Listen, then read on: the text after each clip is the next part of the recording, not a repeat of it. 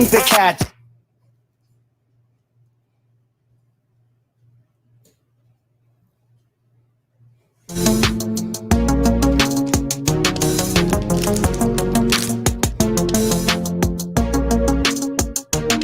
Oh, well, hello, you beautiful nerds. Welcome to the Drunk Banthas podcast, where we talk about sci-fi, fantasy, horror, and all the popular art that we love. Also, we do it drunk. Mostly drunk. I'm doing my best, Billy Crystal. Mostly drunk. I am joined, as always, by my co-host and brother, Bill. How you doing? I'm doing great. That was Alex Crystal. that didn't really sound like Billy Crystal. That was Alex Crystal. You know, I saw that Saturday Night Live movie, Saturday Night, and they had a guy playing Billy Crystal. Looks nothing like Billy Crystal, but the voice is on point, I have to say. Okay. Shout out to everybody watching right now. Shout out to everybody watching. Appreciate you guys. We actually can do this show alone, but we don't, Alex. We don't. That is true. We do not do this show alone, and we're never alone when we're together. But we are joined by, that's true. as always, he's basically family, but y'all just hate him because he's light skinned. Jack Cobb, welcome back to the show. Hello. How is everybody doing tonight? What is this? What is this that you're doing? I don't know. I am in a very oddly euphoric mood tonight. I got a root canal last Wednesday, which was fine. Honestly, didn't hurt. Wednesday, Thursday, I was fine. And then it got bad. And I slept about 4 hours a night the past 3 nights. So I went back to the dentist today. Turns out there was an abscess. I've taken 1 antibiotic pill and I feel so good right now. Oh my God. It's like a drug, the lack of pain. Dude, I'm very happy for your absence of pain. I know happiness is a drug. I'm not gonna lie. Happiness is a drug. Bliss, it might be a drug. Bliss. If I may be so bold. One could argue. Shout out to everybody watching right now. Shout out to everybody watching. Shout out to Fifth Bantha. Shout out to Eric. Shout out to Film Age. Eric said, "You're never alone when you're with Christ," and absolutely, hallelujah. That's the only reason that I don't like that is because I go to the bathroom a lot. Who do you? Hey, when you're standing there and you wipe and there's nothing on the paper, it's because he's there. Roll Tide. Scroll Tide. What an image. Guys, we have an amazing show for you tonight. We are talking about the finale of Agatha All Along. We are talking about the finale of Grotesquerie. We are talking about the Penguin. We're talking about Invincible Fight Girl. And as always, we're talking shit. But before we get into the nitty and the gritty, I just want to get some house cleaning out of the way, get these plugs out of the way. We want to just remind you or kindly suggest that you peruse through our merchandise store where you can find hats, hoodies, shirts, mugs, and all kinds of shit with our stupid name on it. You fucking go over there. It's on the bottom. It's on the bottom of the. Well, it's in the description. Whatever. The bottom. Oh, yeah. It's at the bottom. It's over to the right. But look, move down. I just got this right here. It's getting cold, so I was like, let me get another shawl so that I can always have shawl. Hey, you gotta have that shawl. It's getting chilly out here. It is, man. Even in LA. And I got this sweet Drunk Banthas hat from the merch store, which is new. They just started adding those recently. And if I'm not mistaken, well, you know what? I don't know for a fact, but there's always discounts on that store, like 30, 40, 60% off discounts. They don't last all the time. You know what I'm saying? They're very sporadic, but if you go on there every once in a while, check it out, you will get some great deals. No bullshit. For real. Yeah, there's always like weird deals, I literally like be trying to get them. Yeah, like actually took advantage of one of the deals this past weekend because it was like free shipping up until I think it's up until the end of this weekend. Yeah. And yeah, like sometimes they have like 15-20% off. So guys, check out the merch store. There's a merch tab in the homepage. You can check that out if you want to get some of this sweet merch. Yeah, and if you're on Nerds at Night, Speaking of that merch. Oh, I'm sorry. I had a question for Alex. On that hat, is the drunk Banthas a little off center there? It's a little off. It's my head's just a little off center. It's a little, and it is a little. I like the little tilty. I like it not coming straight on at you. I think it looks better that way. Technically, it is a little off center. See, I like that. I think that makes it look better. Yeah, it's literally. Well, no, you know what? I don't want to say that. It is somewhat almost so many returns because it's not literally. Right. It's very so much similarly to Star Wars. Don't know why people say that, but a lot of people say that. Yeah, I don't know why. I wouldn't say that. Yeah. But yeah, it's very crazy. You guys are clearly a Trekkie channel. Also, everybody check out the in Nerds at Night, we got the T-Pin store up. Oh yeah. I just realized right now that that's the only store that we have up on Nerds at Night is for the store for the T-Pins. And shout out to Terry. We finally got our stuff in the mail. Oh yeah. Can't wait. Hell yeah. We got our gift bag to show their stuff off, but very cool shit. Yeah, we got camels. And beautiful. I don't know if this does justice to. I don't know if all these diamonds are real, but I'm gonna tell everybody they are. Camels have one of the straightest spines in the animal kingdom, despite the humps. Man, really? That's crazy. Yeah. That's crazy. That may speak to their good posture. It's why they never have. It's why they never have neck issues. Obviously.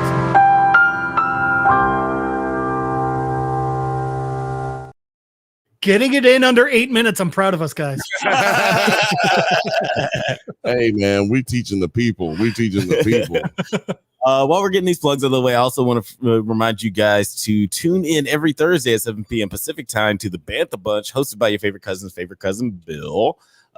Billiam, what are you guys going to be talking about this Thursday? Man, you know what's crazy? I don't know what we're going to be talking about on there, but we will. You know what? We will be talking about. I mean, Florida, just like a slow news week. Florida, man. It's Florida, man. But you know what? We will definitely be talking about the results of the election coming on Thursday. We will talk about the results. But on Tuesday, you can watch right here on Nerds at Night and Drunk Banthas channel. We will be here live. I'll be here live. I'll just be sitting here watching what's going to happen. Is the world going to burn? Are we going to turn the test? Are we going to make history? Is history going to be made? Is the first female president going to be elected? Who knows? But I know that I'll be here talking about it right here. I was filling out my calendar for the week yesterday, and I thought to myself, how incredibly fitting that this year, Election Day, is on Remember the 5th of November. Right? I was thinking that exact same thing. I was like, I got to get a fucking post ready. Yep. I'll be watching V tomorrow, and it feels very appropriate for this election. Yeah. I don't think we've had an election at the 5th of November in quite a while.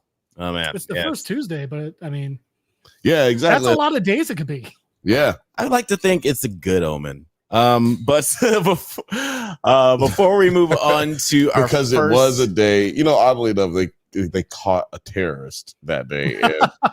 And it's like the only time that a terrorist has been celebrated throughout history.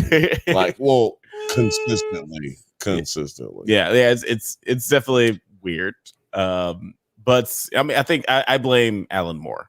But before we move on to our first topic, Alan Moore wrote V for Vendetta, right? I believe so. Okay. And I believe he hated the movie, which makes me sad because I love the movie. Yeah. He's a curmation. I don't blame him. I blame Mr. Smith. What's his name? Mr. Smith, the dude who yeah. I blame him. If he hadn't done such a fucking amazing job, it's too good, then no one would even know what that movie is. I'll tell you what. I don't care what any writers, directors, actors, I don't care. I love it, and that's my tomorrow. To escape from this world, I'm going to watch a violent overthrow of a government and be like, this is good. This is comforting. and I'm gonna watch Josie and the Pussycats. They're eating the dogs. They're eating the cats. Eat the cat. Eat the cat. I did not expect that to go together so well.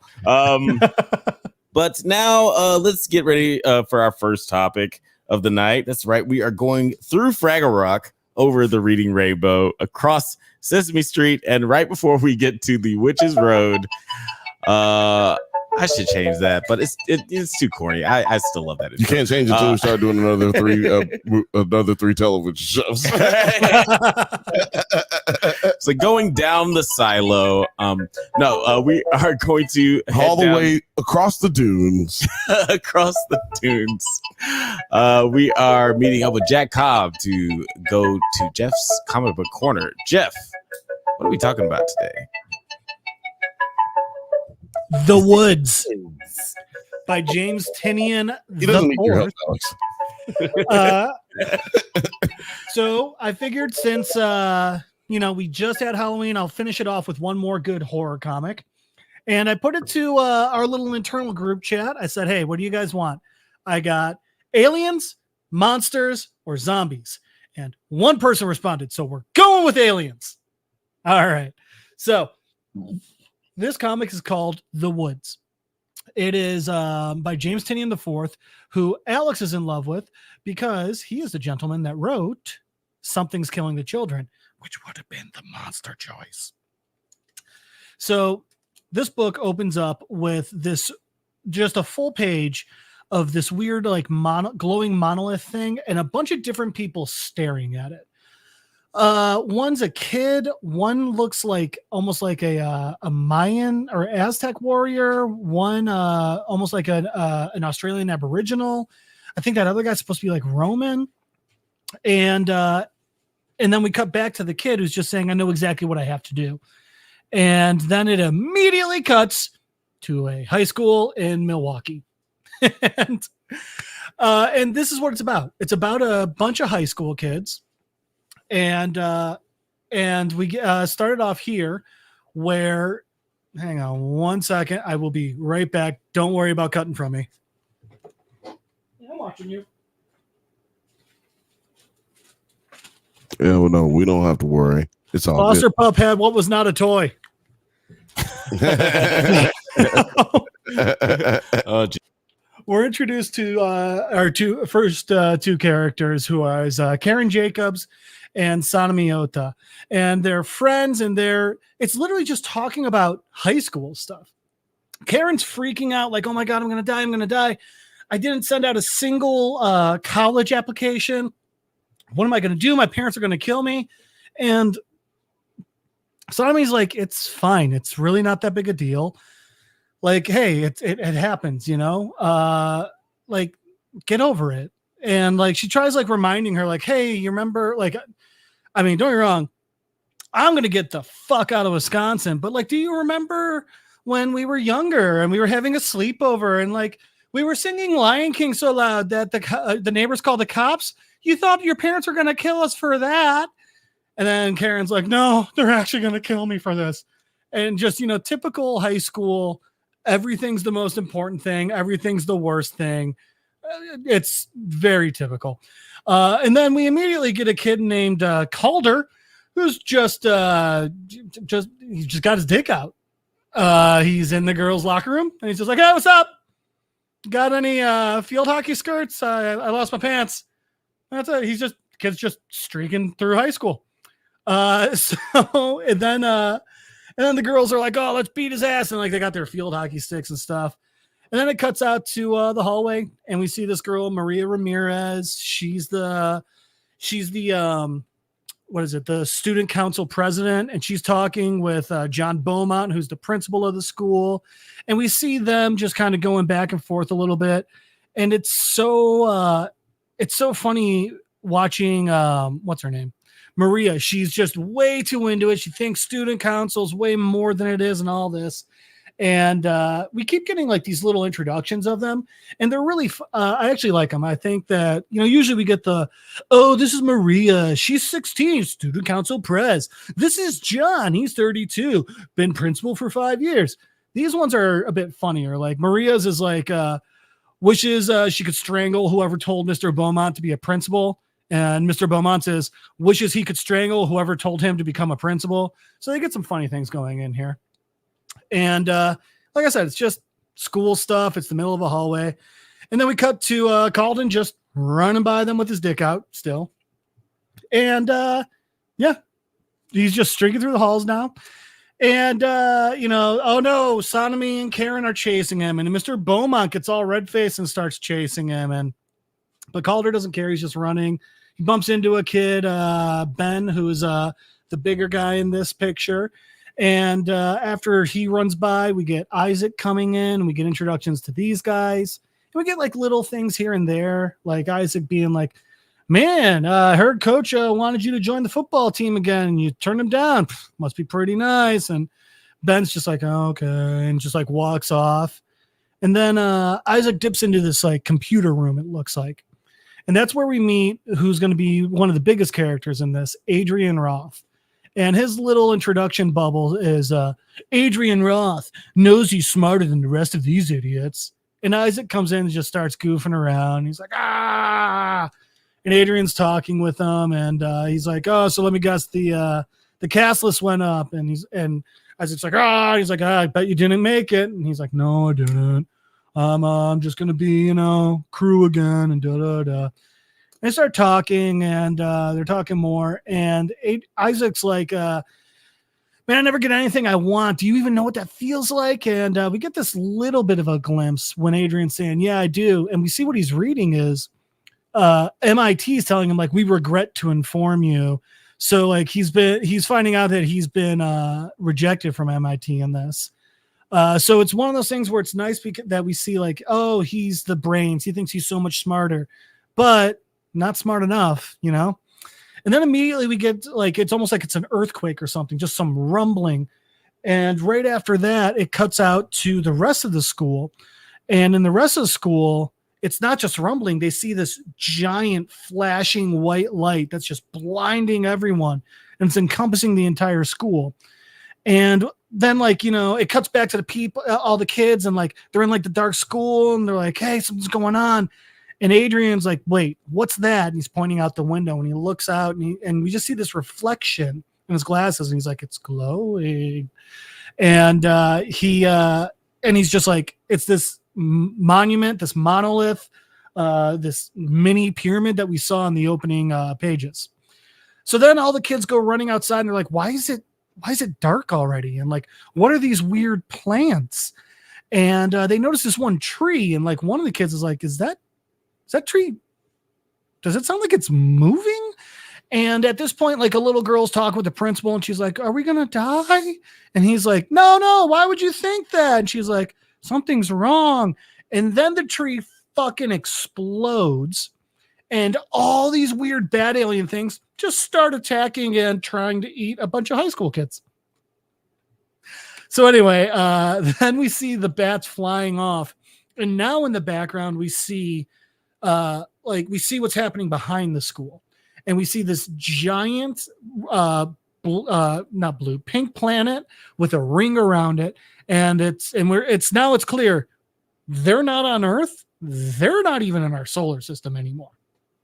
So at this point, like, everyone's freaking out, and like, we got these little groups talking. And one of the funniest things is Maria comes up, and she goes, Maria is like, Sonomy, we got to go take care of this. Da, da, da. We got to have an emergency student council meeting. Karen's like, are you out of your mind? We're on a different planet now. And Maria's like, exactly. It's even more important. And it's just so funny. They really, really capture the holier than thou high school kid who's just absolutely buying their own shit and thinks things are more important than they are at all. So anyway, we cut back to the story, and we get a picture of the glowing thing again. And now Adrian's at it with Isaac, and Isaac's like, what is it? And Isaac's like, we should go back. And Adrian's like, no, we can't. No. And Isaac's like, no, seriously, we got to go back. And Adrian freaks out. He's like, no, we can't go back. And Isaac's like, what, dude, what's going on with you? And Adrian's like, I understand it. I get it. No one else is going to understand it, but I understand it. And Isaac's clearly like, dude, I'm getting freaked out. And Adrian's like, the only way we're going to survive is if we get to the heart of these woods. And they're like, what the fuck are you talking about, man? So from then it cuts back into the school. And now we get Isaac walking in. And he's telling everyone like, hey, Adrian actually has some theories here. And, you know, not only are we not on Earth anymore, we really like, we got to go. Isaac's already all on board. He's like, we got to go into the woods. We got to go. And Adrian says, we need some people with specific skills. And they're like, are you out of your fucking mind? Why would we go? And he's like, just Adrian knows what we're doing. We got to go. Like, you guys know about camping and stuff. They're like, there's not a fucking chance we're going to do that, man.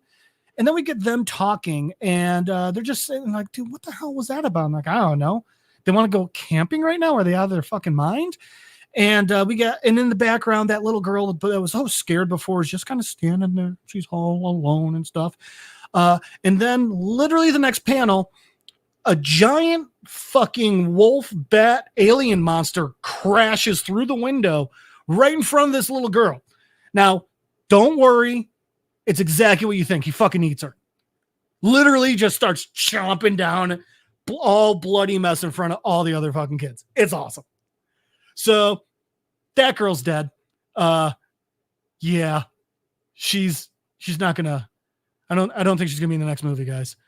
So anyway, the thing's eating her, and all the other kids are freaking out. Karen tries hitting it with a chair because that's gonna do something, and like all the kids are like, "Get out of the fucking room! Get out of the room!" And now everyone's freaking the fuck out. They're running through all the halls. They're trying to close the doors because any classroom that has windows, these aliens are coming in. So they're trying to keep everything out while they're running around. Sonomy's like, I gotta go. Maria's right. We got a student council. And Karen's like, all right, I gotta go. And Karen ends up going and she's running off. And then we see Adrian and Isaac again. And now, excuse me. And now Adrian's actually making some points. He's like, listen, yeah, that's a glowing stone, but it's actually like, if you look at it again, it's an arrow. It's pointing where we have to go. Like, we got to do this stuff. And they're all like, you're fucking insane. You know that? And Adrian's like, you couldn't get anyone else? And it's like, well, this is all we had. And Adrian's just like, starts pointing out. He's like, listen, the school's not safe. Not only are we going to run out of food, there's 500 of us here. There's no running water. No one knows what's happening. There's no way Earth can find us here. He's like, it's also a powder keg. And like, it's gonna erupt. We're on a fucking alien planet. And this part I love, because now Ben's like, moon. And Adrian's like, wait, what? And Ben's like, well, we're on a moon, right? That was a gas giant. There's no way this is a planet orbiting that. This is a moon. And Adrian's like, yeah, moon, whatever. So I just love that. Adrian thinks he's so smart, and immediately it's like, no, you're not. But he starts being like, all right, well, anyway, Calder, you got like a bunch of knives, right?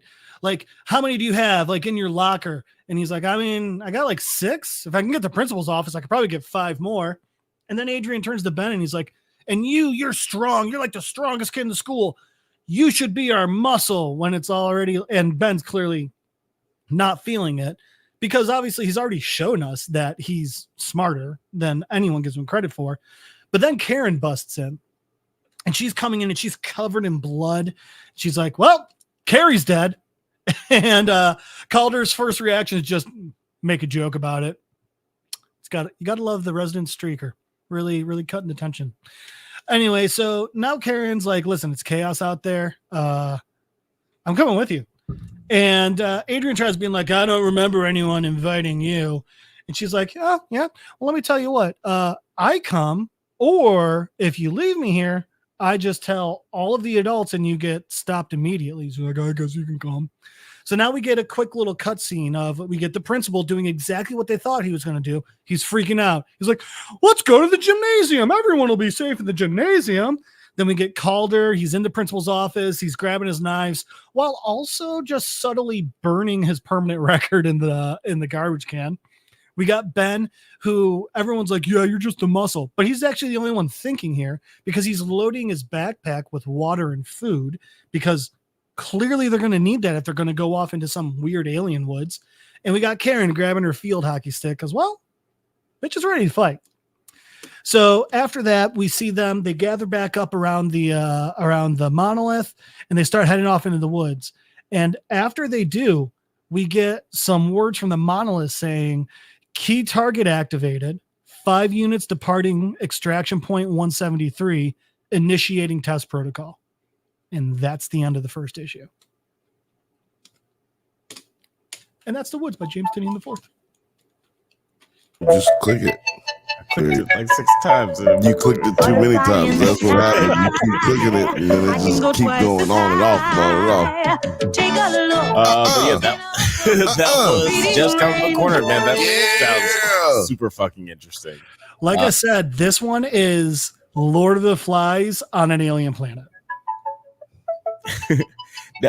Am I the one who responded to that poll in the Instagram? Nope. It wasn't a poll. It was just a general question. Kirstyn responded. And so, hey, this was the one. Monster was going to be Something's Killing the Children. Yeah, I heard that. And I was like, damn, I would have voted. See, the problem is if I had said that, I knew exactly that not only would you have voted, you wanted to shut up until it was the only one I chose. Yes. And then Zombie is a book called Revival, where, strangely enough, also set in Wisconsin. Because I guess weird shit just happens in Wisconsin. Or starts in Wisconsin and gets transported to an alien planet. It's a very weird place. Yeah. Been there, yeah. It breeds sci-fi stuff, apparently. But no, this comic book seems super, super interesting. I'm definitely... It's a good one. And it's also, I like it because I think there's 36 issues in total. So it's Boom Comics. Love Boom Comics. Boom being indie, but a bigger indie. They tend to end their comics. So it's not like what you get with the big two, DC and Marvel, where even after you kill off a character, it's like, all right, when's he coming back? This one, we actually get endings. And like I said many times, give me a good ending. You need them.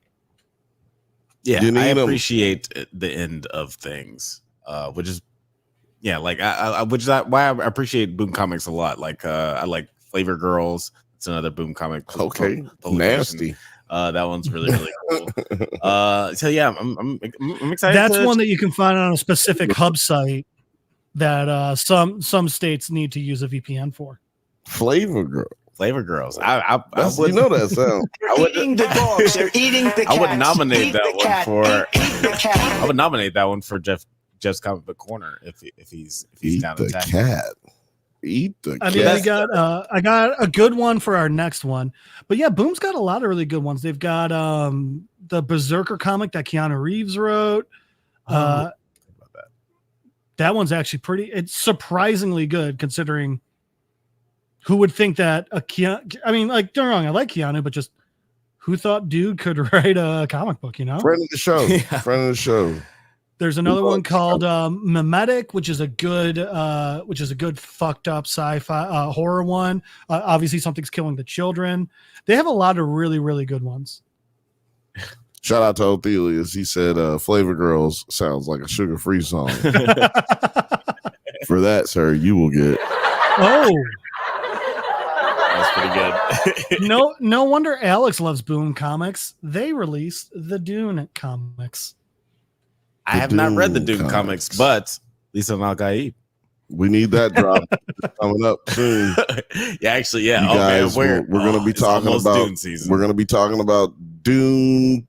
What's it called? Dune Prophecy. Dune Prophecy. November. We're going to have our 3-hour shows. We're going to talk about every other thing for 5 minutes, and then the rest will just be Dune. Yeah. Is that how you want to do it, Alex? It's going to be the Dune show. Yeah. Come November 15th. It's not in our title, but tonight we're also talking about Invincible Fight Girl, and we'll be talking about through November. But that's going to get very little attention if it doesn't get very much so better. Not that it's bad, but we will be talking a lot of Doom. Yeah, I mean, it's you remember that part where we're talking shit? There you go. Yeah, it might be a staple of that. It's a pretty short show, so like, yeah, it's not going to take up a lot of time on the podcast. But yeah, I am excited to talk about Dune Prophecy when that comes out, and we'll also be talking about season 2 of Silo, also having a Dune alum Rebecca Ferguson Yo. in that show. So it'll be exciting to. You know Cover what's that. crazy? Hmm? We're on a great schedule as far as time, Yeah. and Not like I mean, killing it right now. Shout out to Jeff. Shout out to Jeff. We're killing it right now. You know, which that is called a hard segue. Hard segue. Yeah, hard segue. Probably the best kind we do. Yeah, that's right. Rough and nasty. Yeah, we hit the curb a little bit. It's like, damn, I need to get my tires fixed now. How else are you supposed to know where to park? But yeah, let's move on to our next topic of the night. We are talking. We're talking about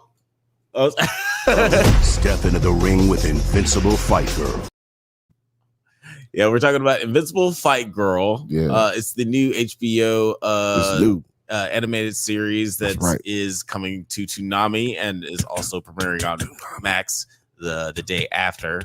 Let me just explain the synopsis for this show real quick. A young girl named Andy living in wrestling world endeavors to become the best pro wrestler ever and takes on the alias of Fight Girl to make herself known. Now, what did you guys think of this first episode of Invincible Fight Girl? Jeff, I'll let you go first. I just didn't care. I didn't care. It also doesn't help though that I'm not a wrestling fan, so it was really hard to kind of get in anyway. I mean, I think the only thing wrestling wise I really have ever liked was the movie Ready to Rumble, and this ain't no Ready to Rumble, man. You're comparing this to Ready to Rumble? It's the only wrestling thing I've ever really enjoyed. Okay, fair. So you're not a wrestling fan in general. No, and outside of wrestling, I don't feel like this had enough to rope me in. The only other, I will say this for it did kind of remind me of Mobile Fighter G Gundam, which I loved that fucking show. But I don't think it's going to be that good. I did really appreciate these first two episodes. I really enjoyed them because they're super anime. Like, as much as I like Hippo and like Avatar, which are just like very anime like inspired, like this just like felt like a straight up anime. Like it felt like a G-rated Kill la Kill. You know, like it felt like that kind of vibe, but like we're not going to see anybody's breasts in this cartoon. You don't know that. Spoilers. That's a very honest statement that you do not know that. Yeah, that's true. I do not know that. Someone over at Toonami might be like, I don't want this job anymore. Fuck. What? Othelius is right. Like, what's his name? Morbius. Not Morbius. What's his name? Mysterio. I said everybody's right. name except him. Yeah, all the Marvel characters with him. Mysterio was right. Y'all ready for Arcane? We got 4 shows in That's November. right. Arcane's coming out too. Yeah, I'm so excited. Next week. Season 2. Yeah, That's next week? boy. November 9th. Yeah. 3 episodes on November 9th. Oh, it's on and popping. That's perfect because we're about to lose 2 shows this week. Well, you know what? This is interesting. We have 3 episodes November 9th, 3 episodes November 16th, 3 episodes November 23. I'm actually in for this. I can get behind this. Yeah, that's how they released them last time too, where they just like they released them in basically 3 acts, which I thought was really cool. Like the 3 acts of the season, they just released every other weekend. Yeah, I'm really excited about Arcane, and Silo and Doom Prophecy. So that's what we're going to be talking about soon. But let's talk about Fight Girl. How did you feel about the first episode of Fight Girl? First 2 episodes, or first 2 episodes. That's right. Yeah. Yeah. I was going to say It's like the premiere, just the general initial thoughts. Right. I thought your thoughts ain't my thoughts. No, shout out to the Survivor Scrolls. Shout out to the survivors. Scroll Tide. Scroll Tide. I thought That needs to be a shirt, by the way. Shout out to the Survivor Scroll. It absolutely has to be. yes. We have so many t-shirts on the top. Yes. Oh my god. Anyway, anybody who can draw, let's get it together. Let's get it together. Anyway, this show might not get done in the next 3 weeks. Like it needs to keep it going, man. This was for me, it was hard to watch. Now, I'm not as big of an anime fan as y'all are, but this one is gonna be hard for me to get through because it seems like they're taking all the softer aspects of anime and incorporating it hard into this show.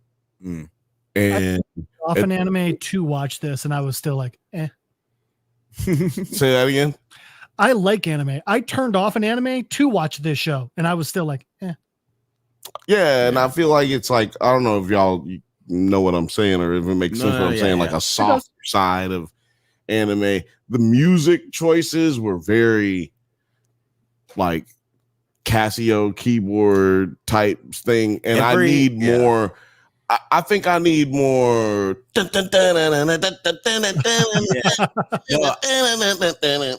I need more of that. Let's get some Samurai Champloo soundtrack going. Yeah, I need some Cowboy Bebop, some Sailor jazz. Moon type, you know, type shit.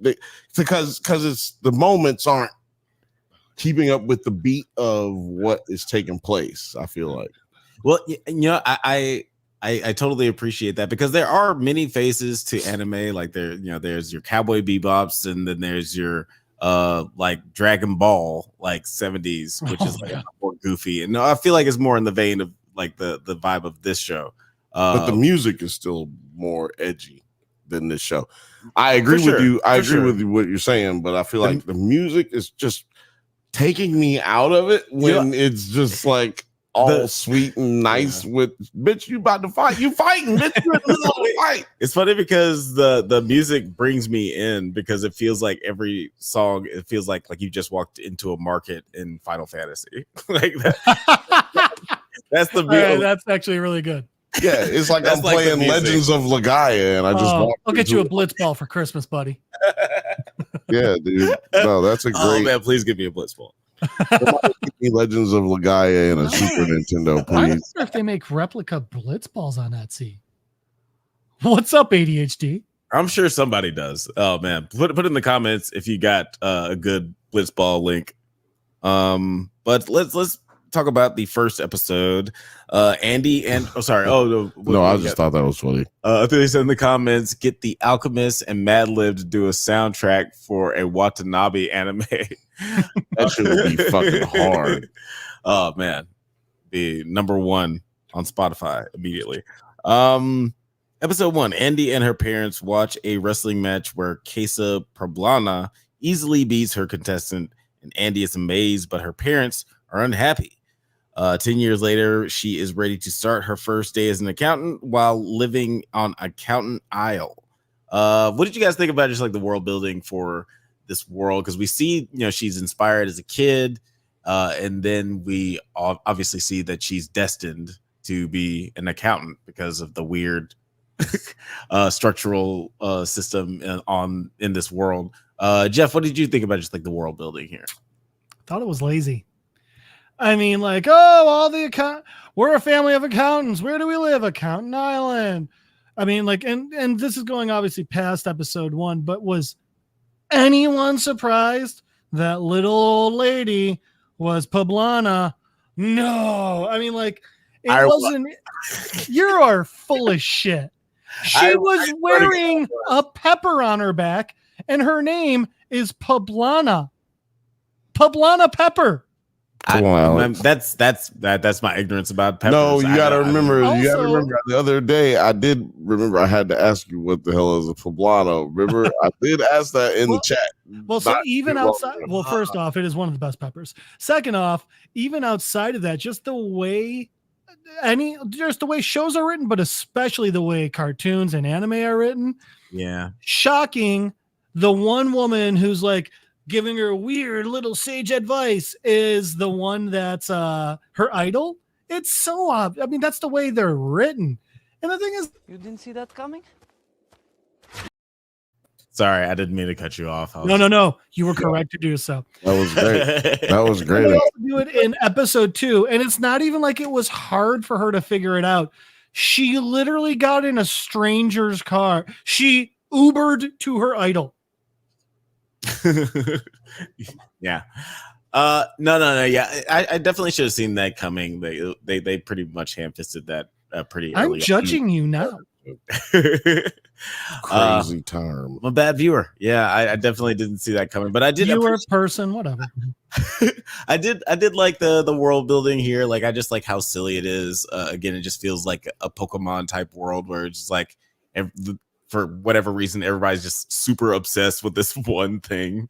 Whether that in that world it's fighting, making animals fight each other.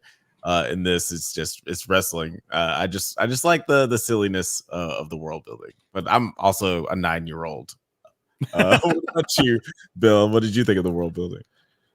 It was a lot of exposition that was like Jeff said, it was a little bit forced, pushy. Poblano pepper. I don't know nothing about no poblano. But when he explained how he made the stuffed poblano with the cheese in it, It's so good. I'm fucking with it. Yeah, all I know is it sounds delicious. That's all I can really think about now that he said the Man, poblano. I can eat again. I should make that this week. But I think that it was lacking. Well, you know what? This is the thing. We don't know nothing about this show. It's the first 2 episodes. They got to explain this world because it's a world separate completely of the rules that we operate under in our everyday situation. Now, so with that being said, I'm not mad at it. It just was definitely heavy in that. Yeah. Like, the force was strong with this one. The exposition was strong with this one. And maybe it did benefit from having the 2 episodes come out at the same time. So they get all this exposition out of the way, and then we can get into just like the nitty and the gritty. The ditty and the what? The nitty and the gritty. Okay, it sounded like you said the ditty and the gritty, and yes. That means something different nowadays. Exactly. Nowadays, I don't think that's the thing that anyone ever says.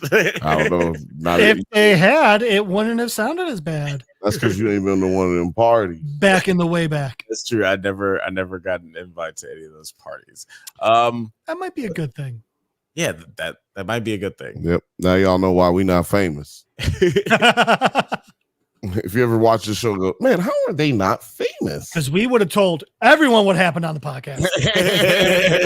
Yeah, it's going down that Thursday. I'll tell you We that. ain't keeping our mouths shut for no one. Nope. Well, wait a minute. I am keeping my mouth shut for just a couple of people. Well, not just that. If you're not keeping your mouth shut at the Diddy party, that's even more trouble. Oh yeah. But speaking of none of that, Eric said in the chat, I think the fight scenes we got were really well animated and looked great. I will agree there. Yeah.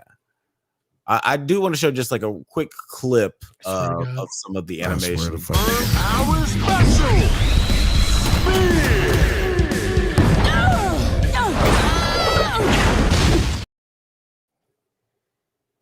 So yeah. Did that cut off or did you cut it off?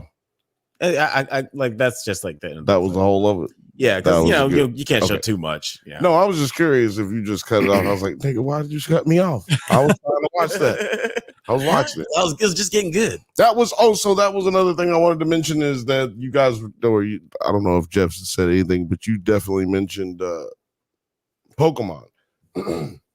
Excuse me, and Pokemon was like influenced in. I'm sorry. But Dragon Ball Z was Pokemon was there. Heavily referenced in this as well. I mean, old girl, our main character, Andy, she's got a Goku haircut. She's got young Goku haircut.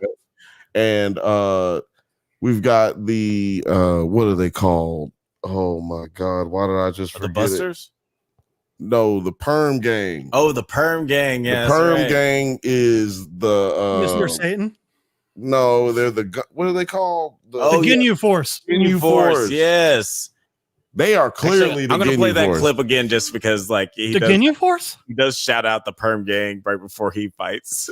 Perm Power Special.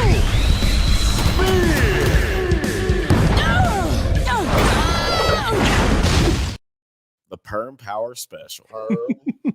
Perm Power Yeah. Special. They definitely had some Ginyu Force They vibes. even had the little guy like in the fucking Ginyu Force with the little green frog man. Oh god. That's a good callback right there, Bill. Yeah, I was like, yo, this is straight up Ginyu Force, baby. I'm fucking with it too. And he's blue. You know what I mean? Like they got different, they're different all, colors. Yeah, like they're weird. Yeah, And then just the one random white guy. Well, you don't want to fuck with that guy. That's what he had got to do. beat pretty fast. By the way, fun little DBZ fact I just learned in that horrific movie Dragon Ball Evolution. You know that James Marsters played Piccolo, right? Yeah. Mm-hmm. Evidently, in one of the more recent Dragon Ball shows, I think Super, maybe not Super, I don't know. It's one of the more recent post Dragon Ball Z cartoons. He voiced one of the characters and used a pen name just so at cons when people are like, yeah, love Dragon Ball. Thanks for fucking that up for me. He can be like, hey, okay, it's okay. I made up for it. And now only you know. That's awesome. It's a fun. I just learned that this weekend. I just want to point out that he cannot make up for it. That was a terrible movie. Yeah, I love James Marsters though. I was just about to say, yeah, I will never be mad at Spike. He's my guy. He lives near you guys. Oh, does he? Long Beach, I think. Well, at least that's where he grew up. He's still in California though. Okay. He probably actually lives. If I said like where we live at, a lot of artists and actors live at, so he probably lives right over here. Like Mahershala Ali lives over here. So for very much for another day, but it turns out he's actually like one of the nicest, most genuine people on earth as well. I've heard that. I've never heard a bad story about Mahershala Ali, which is weird because you can always catch somebody on a bad day. I'm sure somebody out there thinks I'm mad. Especially after Blade gets canceled. I was just gonna lie and say I heard one, but I met him. He's really nice. Also, though, I did predict when it happened before this was a live show. I said I met Mahershala Ali. He is not going to play Blade in a movie. I was like, he is too old. There is no way. Like when I met him in person, I'm just like, yo, this man here cannot play a superhero because he is old. He looked like he about 56 or 59 years old. It's not going down. It's too late. I've been trying to put John Boyega into the ether for forever. Bill got hungry and stopped paying attention. I didn't paying attention. I'm over here doing social media stuff and keeping up with the Joneses over here. That's all I'm doing. I swear to God, I'm paying attention. And I got mad knowledge. Remember, I said something about the anime and whatnot. Yeah. You forced it up, buddy.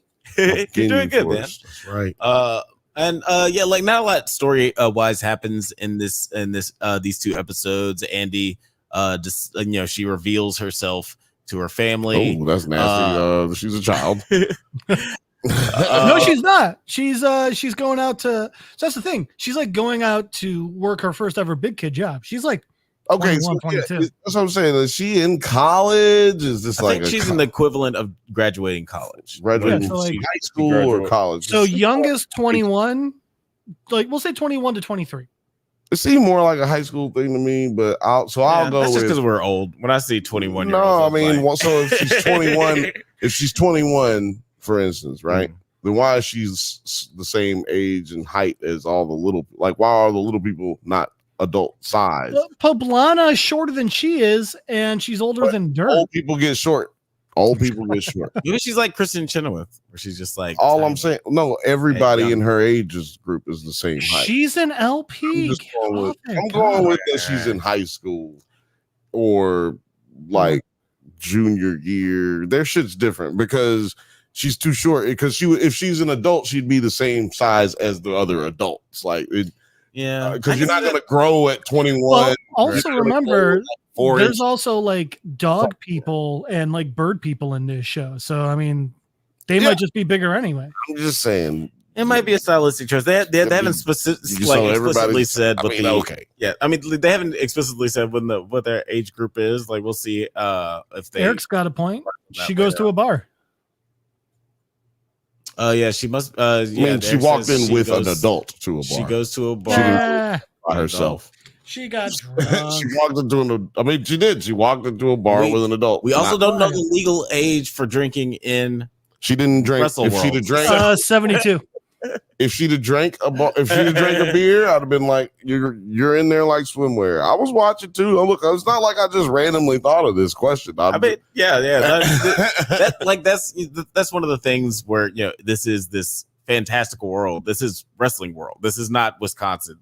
We don't know really what the laws or the rules are here. Well, County Island seemed like they had their rules pretty well lined out. You go to this school, you live with your parents. I mean,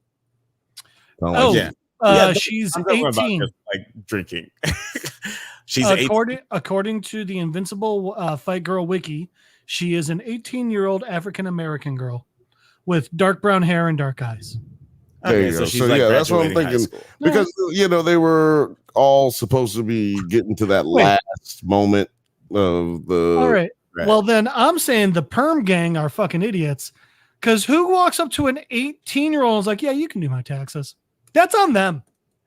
Hey, she's working there. That's I She's blame working there. everything on the wrestlers, but they obviously, to me, that to your point, Jeff, they're using this to set it up that wrestlers are all assholes, or at least the ones who have made it are assholes. Now, because the plot line is that all of the senior accountants get sick, food poisoning or something like that's weird. But anyway, so that was why all of the young kids who are they all need to pooples. y'all gotta use the bathroom. Have you had a bowel movement? Now, I will say I seem to be in the minority on IMDb. Overall, 7.7. Episode 1, 8.2. Episode 2, 8.5. So shit. Okay. And by the way, I also, again, I think a big part is because I just don't like wrestling. So I think that's also a part of why I'm just not enjoying it as much, which is fine. And I honestly, I don't feel like that this is very inherently wrestling. Like I don't. As someone who loves wrestling, or at least grew up, as someone who grew up loving wrestling, I would not put this in the category of wrestling necessarily. It's just more like they're using that as a vehicle to. I think we can all agree story that there needs to be a Ready to Rumble. Does it hold up? Because what's that? Oh, it's that's on the list, sir. What was her name? The Poblano lady. Poblana. Tell you something, Poblana. What she got going on, that ain't got nothing to do with wrestling. That bitch is Goku. Yeah, that's goddamn. Yeah, she doing some Kaioken bullshit over there. Yeah, no. That was King Kai type shit. Oh, actually, Eric is actually comparing it to Avatar. He said it's comparable to bending. It's quote unquote wrestling. So we'll see how. All right, I'll give you that one. We'll he see. Said something else earlier too. I don't know. I was gonna go. Okay. Yeah, that was the she must be an adult. We said that. No, it was up from there, but it doesn't matter. I'll find it later. Just keep pushing. But I'll tell you what, my favorite character of the series so far, that the ref bot, that guy I love. That guy was great. Love Refbot. R.I.P. Refbot. Spoilers. I'm sure that we'll see Refbot again because he was actually pretty great. Guys, let us know what you thought of Invincible Fight Girl in the comments. We didn't talk about how the fucking ring They also- came out of the fucking a ring bomb came out of the air. So those were the love cool. that Those shit. were the That's cool. that's when I was like, all right, Mobile Fighter G Gundam, Yeah. Shining I have the a feeling, dumbest Gundam. I love it. I have a feeling, or not just a hope, but I have a feeling that the further we go, the less issues me and Jeff will have with this. Oh yeah. Hopefully. Yeah. I think that it's just gonna get more wacky and get more crazy aesthetically, and you guys will come back. You guys will come over to the dark side. I did also watch this while delirious with pain, so that might have been affecting my grade. It's like, I hate everything. Bill get in the ring with Poblana and say, hold up. I ain't signed up for this. Why she doing a spirit bomb? Yeah, why she doing a spirit bomb? Hold on, baby girl. I ain't got no destructo disc. She ain't gonna do a spirit bomb, but she's gonna throw a ghost pepper bomb at you. Yeah, no, I'm not ready for any of that shit. I'm They calling make ghost Master pepper Roshi. whiskey. It's disgusting. Yeah, I'm calling Master Roshi because he'll at least SA her, and then she'll run away. She'll at least be threatened by the possibility of being like, SA. no, I have to get out of here.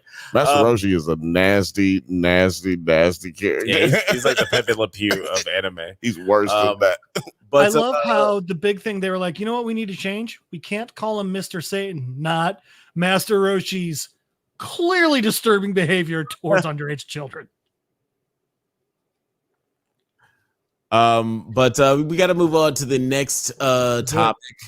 We are going to move on to Grotesquerie. sorry, I'm getting the brand ready. But yeah, we're talking about the last episodes of Grotesquerie. Man, what a finale. So much to talk about. And I'm personally ultimately disappointed, but Jack Cobb, I'll let you go first with the initial thoughts on this finale.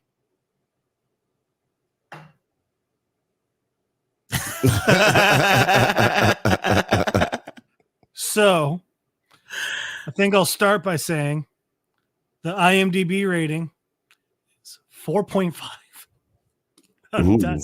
Is that bad? Yep, that's the lowest of the series.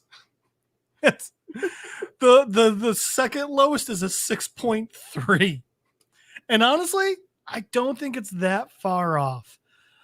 I mean, this was just another one of those, like, okay, you're just throwing everything against the wall and seeing what fucking sticks. This doesn't feel like even before this last episode.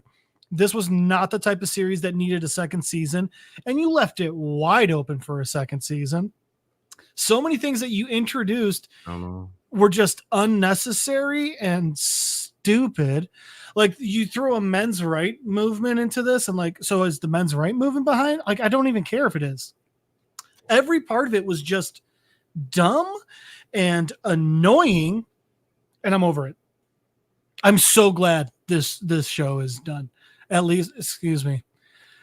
I'm so glad this season's done. I'm really scared they're going to do a second season. Yeah, like it's a good chance that that's going to happen. That might be the most terrifying thing about this entire show, that we might get a second season. But yeah, I was disappointed. Sorry, I had to test. That's it. All right, we're done. We can move on to the next one now. Yeah, I was definitely disappointed with the ending of this season, because this show had so much potential and a lot of things I was really interested in.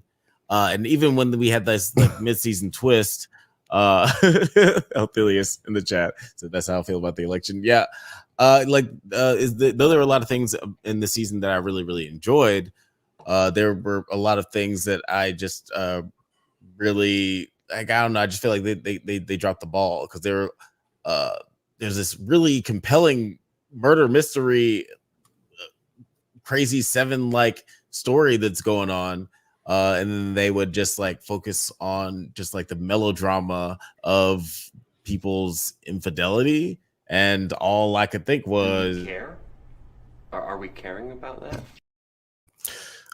So did you watch the video that I sent you? no, I did not. You didn't? Well, I'm gonna send it to the chat right now, and you're gonna pull it up. This You bastard. someone told this the writers and directors like, "Hey, you just got carte blanche. Go for it." Somebody And did. you know what? Someone should have stopped them.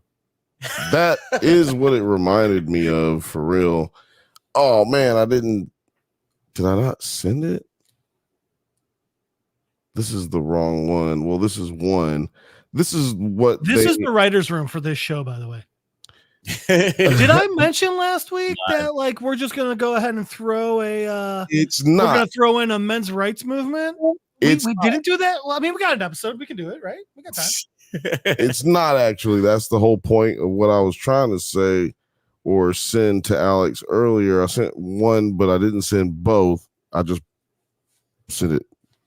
So can you pull it up in the messenger? Not in Messenger. I think that when we were talking, I do think like when we were talking about this last week, we were saying like they haven't given themselves enough time to wrap things, and it turns out we were right. We were 100% Well, right. this is the thing. I looked it up, and there was a guy on. So this show was a book. I mean, this show was a book first, right? Like this is all based off of a book called Grotesquerie. I don't remember when it was made, but I went and did some deep diving because I was like, "Yo, why is this show ending this way?" September 2020. The fact that this book was published at the height of COVID seems very accurate. Yeah, well, this one, the guy. So I was like, I'm gonna go look at a book review. You know, like Oh, maybe there's something wrong with the way I'm viewing it, right? And apparently, the book has very similar reviews as far as what I have been saying, like, and what you've been saying a little bit, Alex. Like, there's very compelling stories riddled throughout this show. And apparently the book is the same way. They say that the first part of the book is really like confusing and just all over the place. Mm-hmm. And then they say that the second part of the book, like the middle part of the book, is really just like where all of basically what we got that was interesting in this show, where it was the mysteries, the puzzles, the whodunits parts. Mm-hmm. And then the ending is another part of like just a bunch of crazy stories. So apparently it's just a book of really fucked up stories that have no endings, that have no, but still deal with the same characters that move around and do all this crazy shit. So if you love the book, then I guess you're sitting at home right now and going, no one understands me. But if you never seen the book and you don't know nothing about that, then I'm assuming you don't know what the fuck is going on, and you're probably upset. If this description I'm reading is correct, it's a bunch of random fucked up stories too. They don't tie together. They don't, but I think it's the same characters. I mean, if you look at it, but if you look at episode 7 and compare it to episode 10, and that's exactly how the book that is. makes so much more sense. And so that's what I was thinking. Like I was like, man, I can't wait to tell the guys about this. That makes me so happy. Because when you look at the source material, they basically did exactly what the source does, but they might have done it better because, bro, of course this guy wrote this shit. Billy Zane writes. I didn't know Billy Zane was writing books. Oh, this shitty goatee. God. House of Usher did the same concept but better. I did not watch that. Usher.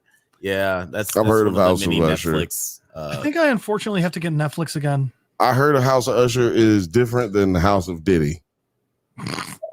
Oh, Ola Magante, what's up? Zippy? What up, Zippy? Love that profile pic. Need that hat. I'll tell you what. I'm gonna have to watch Follow the House of Usher, if for no other reason than Raul Coley. I fucking love that guy. I think he's such a good actor. Shout out to Raul Cole. iZombie, he is the medical examiner, the Indian guy with the Okay. British accent. And then in what was it? Midnight Mass, he was the sheriff. Okay. Midnight Mass is the only one of those things that you mentioned that I have actually seen. Oh, I saw like the first 2 episodes of Midnight Mass, and that was kind of out. Dude. Finish it up. It actually turns out to be 100% worth it. We're gonna try not to get demonetized right here. Give us a second. This is a bit of a conversation about crafting the plot twist. The twist is really interesting because it's such a violent and visceral reawakening of Lois. There's a natural shock of, oh my God, wait, what is this story? Is she breathing? By episode 7, we realized in a shift in perspective that it's actually Lois who's been in the coma. She was in a coma all this time? I was blown away. Look, they done said 17 times that she was in a coma. She was in a coma. She was in a coma. Hold on. In case you forgot. And we are 22 seconds into this of a 4-minute video. We are 22 seconds in, and that was a little bit strange. Now let me see if I can. Seeing has been symbolic, has been a dreamscape, and we get to meet our characters again in a really, really cool and new way. Here we have freedom from pain. To withhold that treatment is unethical. I'm not convinced that actor's not a murderer in real life. Yeah, you know what? He's played 2 murderers now that we know of. He's played a Menendez brother, and he's played the crazy. Really, real method actor right there. Yeah. Yeah, he might have been. He's got 4 bodies a movie. And for 4 bodies per project. Like if I'm gonna do a project, I have to kill at least 2 people. Which is upsetting because for his research, he's got to double it. So, God. Yeah. At least 4 more. Yeah, don't let him be playing a serial killer. You gotta kill lots of people. Zippy said, "What is the name of the movie?" Sorry if I missed it. We're talking about Yeah, sorry, we are pulling it back up. You're so excited to pull it back up. I am, but it's like not in any kind of order that makes any real sense. By the way, it's called Grotesquerie. Okay, well, it's Grotesquerie, the show that just ended. Yeah, but they're not in alphabetical order. They're not in any kind of like. They're in the order of the shows. BG and P. I'll fight you for him. Fucking love that guy. He's also doing what I'm doing. He's replaying all the Yakuza games before the new one comes out. We're the same person. Yeah, First said, I have the hugest crush on Raul Coley. I hope I said that right. You did. Boom. I can read. Proud of you, buddy. Yeah, I liked him in Midnight Mass. He good actor. He good actor. But I forgot to write down notes for this show in particular. Sorry, hang on one second. Zippy. It's Grotesquerie. So literally just add an RIE to the end of grotesque, and you got it. It was just on FX, so it was streaming on Hulu. FX's Grotesquerie. Boom. Right there. So you don't have any notes for FX's Grotesquerie. Yeah, this is the one I forgot to write down notes for because it's also like one of those weird shows where there's not like you can't just Wikipedia the synopsis for the episode. FX's Grotesquerie.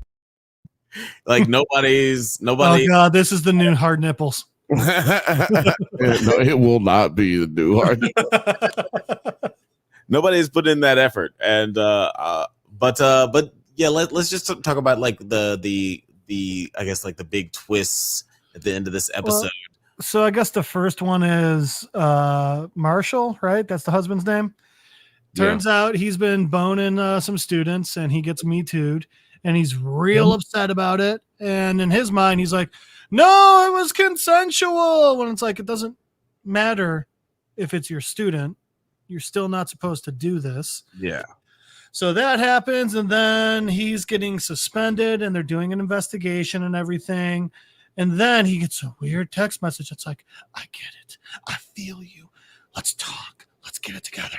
And it's T Swift's boyfriend, which I can't think she's happy about, taking him to a very violent, at least seemingly, there's some tension building, men's rights movement. E-man woman haters. Oh, God. It was just so cringy, too.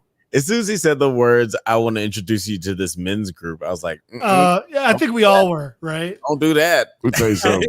Can I say Don't this go to real a quick? group where there are no women allowed. I'm just like Jeff continue, but yeah, if you are ever anywhere in life and somebody walks up to you and they say, "Hey, I want to take you to a men's group," that sounds like it's gonna be some very upsetting, maybe even possibly sexual things that take place there. And if you're not into that kind of thing, you need to run in the opposite direction. I'll throw this one out there. Even if there's nothing shady, don't go.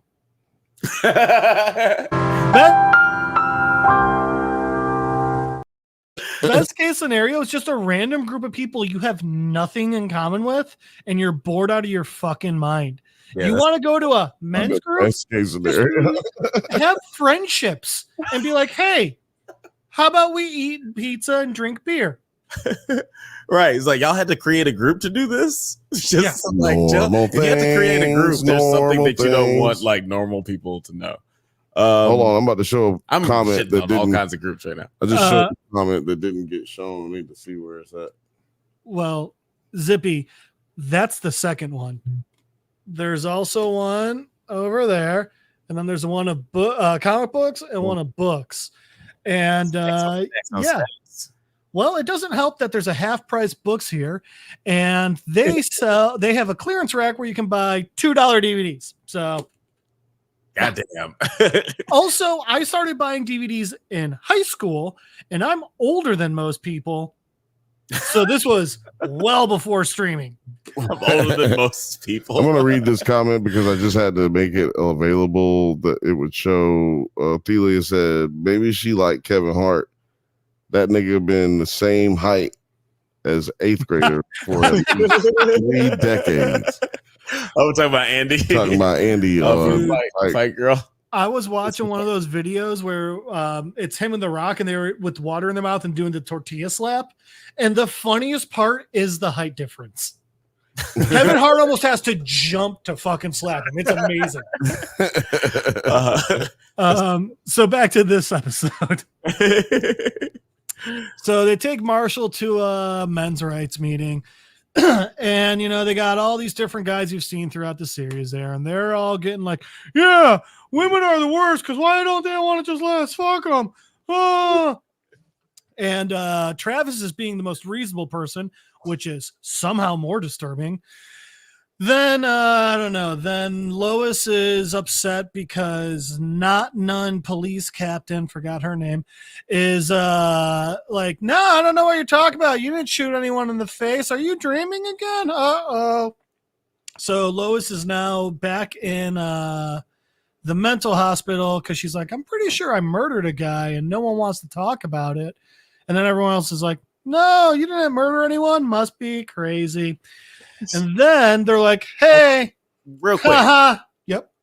Sorry, I do want to talk about that real quick. Just the whole. Oh, yeah. I'm just burning through it. So you're good. No. It's like, I kind of want to just like get through this. No, but 4.5, Alex. 4.5. I do want to talk about just like one of the other like problems I had with this is like. Hold on, it had a 4.5 out of 10. Yeah. On IMDb. God damn. But that's visceral hate, man. You can't piss people off like that.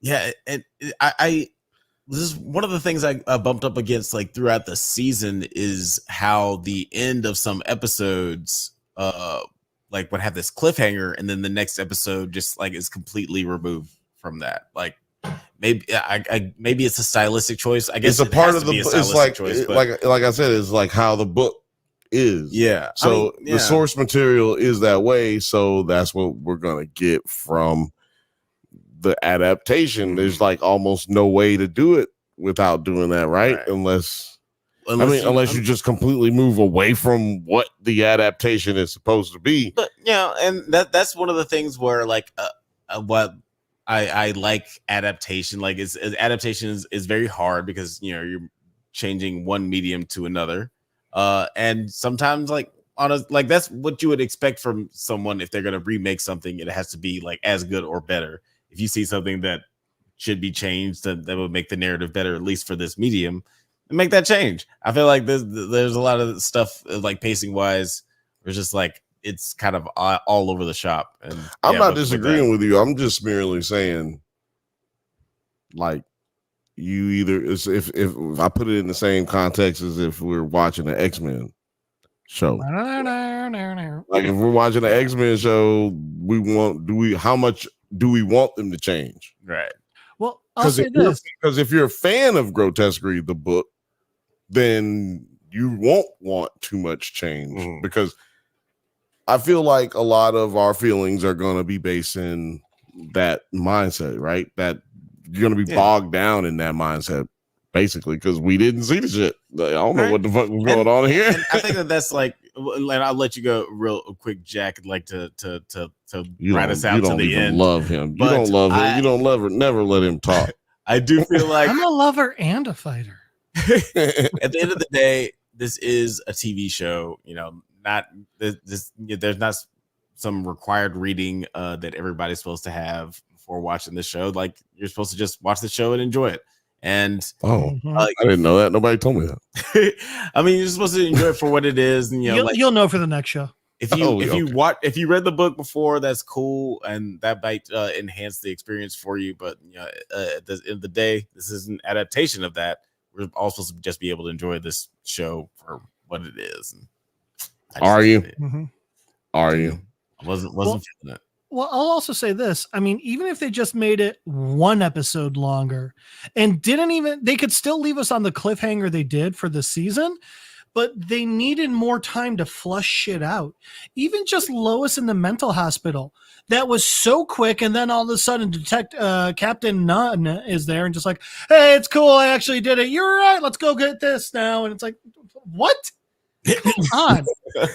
Like, even if Lois voluntarily went to the psych hospital, which I'm assuming she did. Right. She's admitted to murdering people. She can't just walk out because they're like, nah, it's cool now. Yeah, that scene was like all very weird, especially since she was like in full makeup and and dressed to the nines, and then she was like, nah, I'm not going. Like she was like trying to pretend like she wasn't gonna go to the crime scene. It's like, you just spent like 2 hours getting ready. There's no way you're not going out now. Yeah, but so then it turns out the doctor with cerebral palsy, men's rights man, and the doctor we thought was Mr. Murder Man. Lois is like, either I'm crazy or you're a killer. Let's talk about this. And he was like, well, now I'm getting a little pissed off at you. Then Captain Nunn shows up and she's like, oh, hey, yeah, you were right. You did murder the fuck out of my abusive ex, and I had a cleaner come and take care of it. Sorry, I gaslit you into literally admitting yourself to a psych ward. By the way, there's been another murder. Let's go look at it. And then they go, and it's the Last Supper murder, and the dude, the priest doctor is the Jesus in it. Which, cool. Don't have to deal with him next season. That'll be nice. And the only other part of it is, and then it's like a bunch of transients, a bunch of homeless people, and one other person.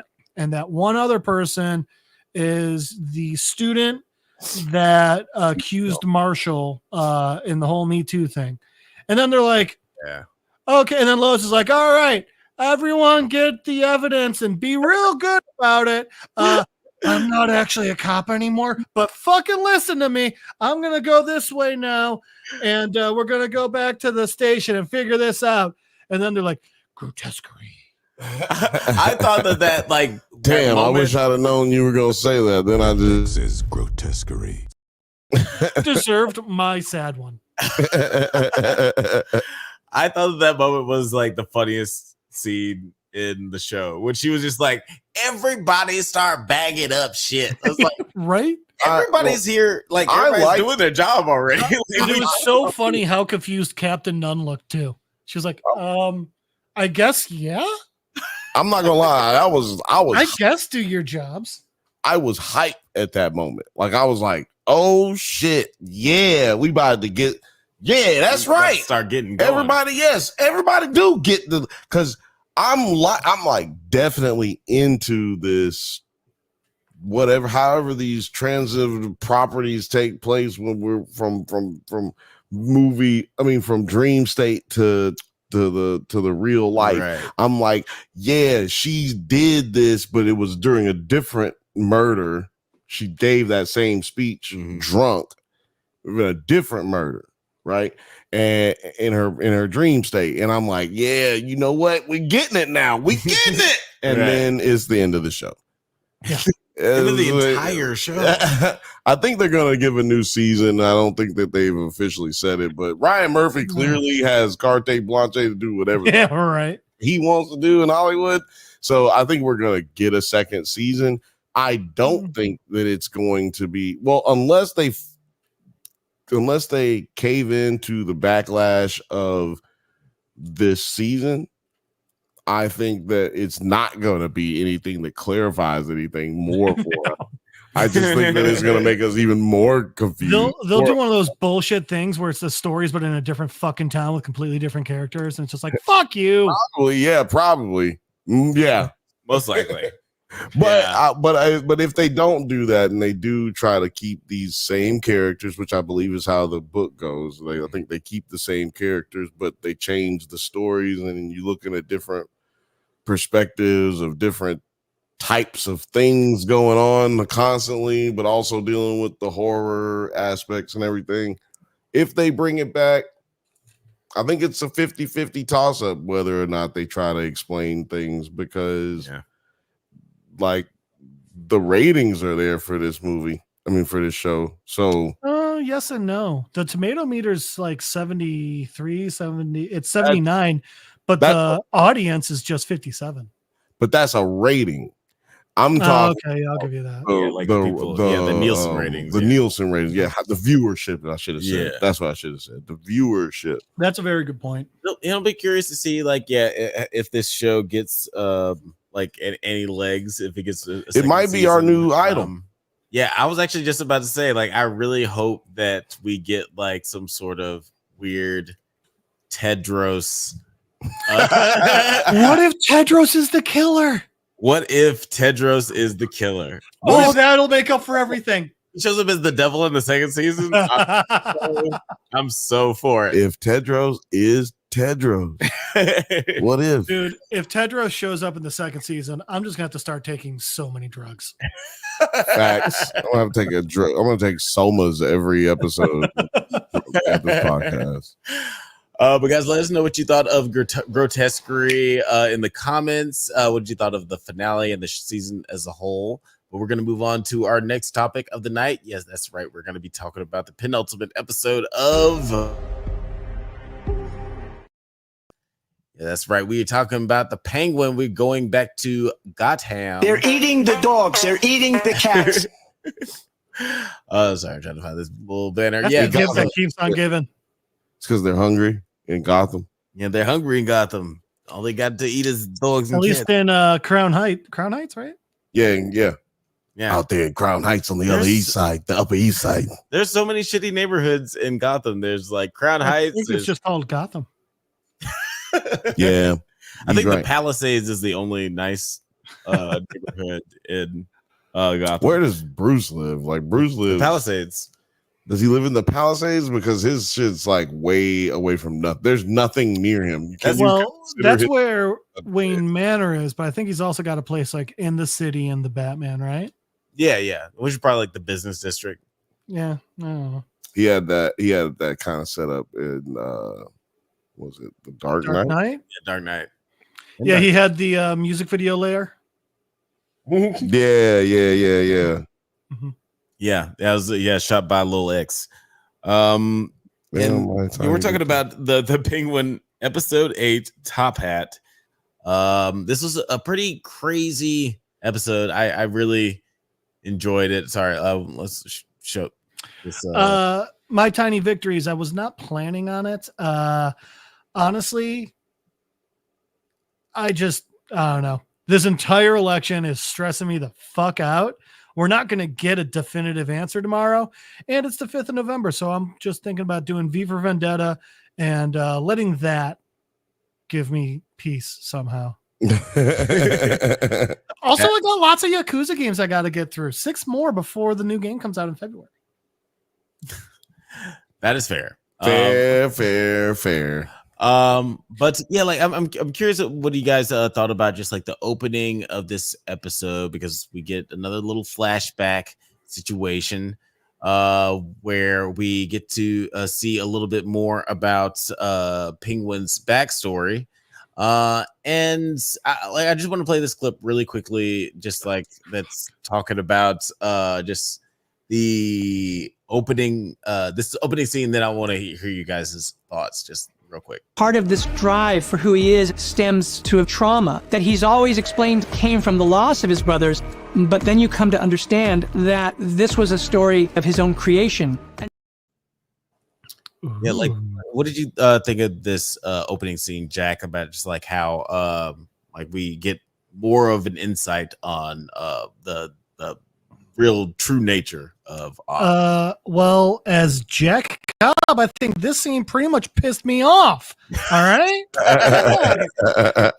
No, it was good. It was such a good fucking scene. And so I've got a question for you guys, because obviously at the beginning Oz does it just to fuck with his brothers and like, all right, let's mess with them a bit, blah blah blah. Mm-hmm. They're messing with me. Excuse me. They're messing with me. I'll mess with them. Now, when he realizes how badly it's raining and that they're not coming home, do you think the reason he didn't say anything is because he wanted them to die, or because he was like, fuck, if I fess up now, I'm going to get in so much trouble? Do you want to go first? I guess he said, yes, they deserve to die, and I hope they burn in hell. That's what he said, man. What are you talking about? He was. I don't think we have that drop. He was like this. Bitch off. Next caller. He was very upset. Very upset. Matter of fact, I'm about to play that again, but just a little louder. Cut that bitch off. Next caller. Get her up out of here. Yeah, I felt like that's how I was thinking at first, and I thought it was like effective. You kind of get that same young kid. Which part did you think first? At first, I thought that he was like, "Oh, I don't want to get in trouble. I don't want to get in trouble." Like, you know, like normal kid shit. It's like I would help out, but now I don't want to like consider myself guilty or you know, whatever. But like Mama Cobb would have backhanded him, and he knew that. Yeah, like it's like I don't want this whooping. Like at first, that was kind of like the vibes I was getting at first. Right. Like maybe just like childhood guilt ended up making him make the guilt was too much, a mortal decision. But with this, like the way it was shot and everything, the way he looks over at the two action figures, they're like floating in the water, and he has that little smile when he sees Fred Astaire like shoot all these people in the movie that they're watching. I was like, this is great visual storytelling. You don't have to say a word to know that first that like these kids drowned and died. You don't have to like see these bodies floating around to get that point across. But we also just like see how much he's relishing in that situation. I thought that was that was the telltale sign that he didn't do it on accident. That it wasn't just him trying to keep the secret without getting in trouble. Yeah. He keeps looking out the window, seeing that it's raining harder, knowing that he And locked that little smile. knowing that he locked them in a runoff. Like he did, and like you said, that smile, call him back to the smile where he burned up the Maronis. Yeah, Mhm. yeah, exactly. Now, I know- will say, I don't know if I think it might have been an accident in the sense that I don't know if his original plan was for them to die down there as much as just like a real good fuck you to them. Yeah. Like I don't know if he knew just how much it was going to keep coming down, you know. Well, but the reason I say that it is intentional, no, and yeah, I think it's like he is happy with either result. Look, they might, if they survive, shows them right for fucking with me. Mm-hmm. If they die, fuck them, because at the beginning they show us this. He don't like these brothers of his. He don't like the attention that they take away from him that his mom gives to them. Yeah. You know, he's the one with the condition. He's the one with the issues. Like, why isn't he getting more love? You know, they don't even care about her. They doing all kind of crazy stuff. He wants to hang out with mom. Yeah. That scene was so great because that moment when they come in and like they're messing around under the table, and she's like, "All right, you got it." You saw that smile again, and the second she started playing with them, that kid actor did a great fucking job. Just no words, just through his face and his mannerisms, showing him getting angry, mad that someone stole that attention. That's his attention. That should be his. I don't care if they're my brothers. Fuck these guys. No, that's not okay. Yeah, that was a great scene. Go ahead, Alex. I'm just No. Yeah, like to both of y'all's point, that I thought that this was like a really great scene that showed how like there's like the twisted nature of Penguin's brain, just like his motivations of how much he loves his mom and he for whatever reason hates his brothers because he's serial even killer. though they seem like pretty cool kids. And I just want to show especially his older brother. His older brother was a good fucking kid, you know? Yeah, it seems like he was really trying to look out for Speaking- his younger brothers. Are you about to play a clip? Yeah, I just want to play a clip real quick, just like of one of the actors from this show talking about just like the duality of this particular character. It is really sad and pretty twisted, if you ask me. But I think that he does feel a bit of guilt. I need to take care of my mom for what I've done to make it up. I think it's the thing that compels him to move through the world with the single-mindedness that he moves through the world with. Yeah, two penguins. I just want to say, evidently young Oscob, that kid's name is Ryder Allen. I just absolute shout out to him. He did a great fucking job. He did. Yeah. Nailed that Gotham accent. Oh man. Him and Colin together. They're just kicking ass. Can we give them co-Oscar this year? Oh man. They might be they both might win a drunkie. Which I don't know why that's funny. But oh my god. By the way, can you imagine how terrifying it would have been to be Jack or Benny? Because like I'm assuming there's like like bars at the top of that. There were. So Yeah. they can climb all the way up, but like even if like they push their face against that, it's just going to be bubbling too much. They're gonna. Oh my god.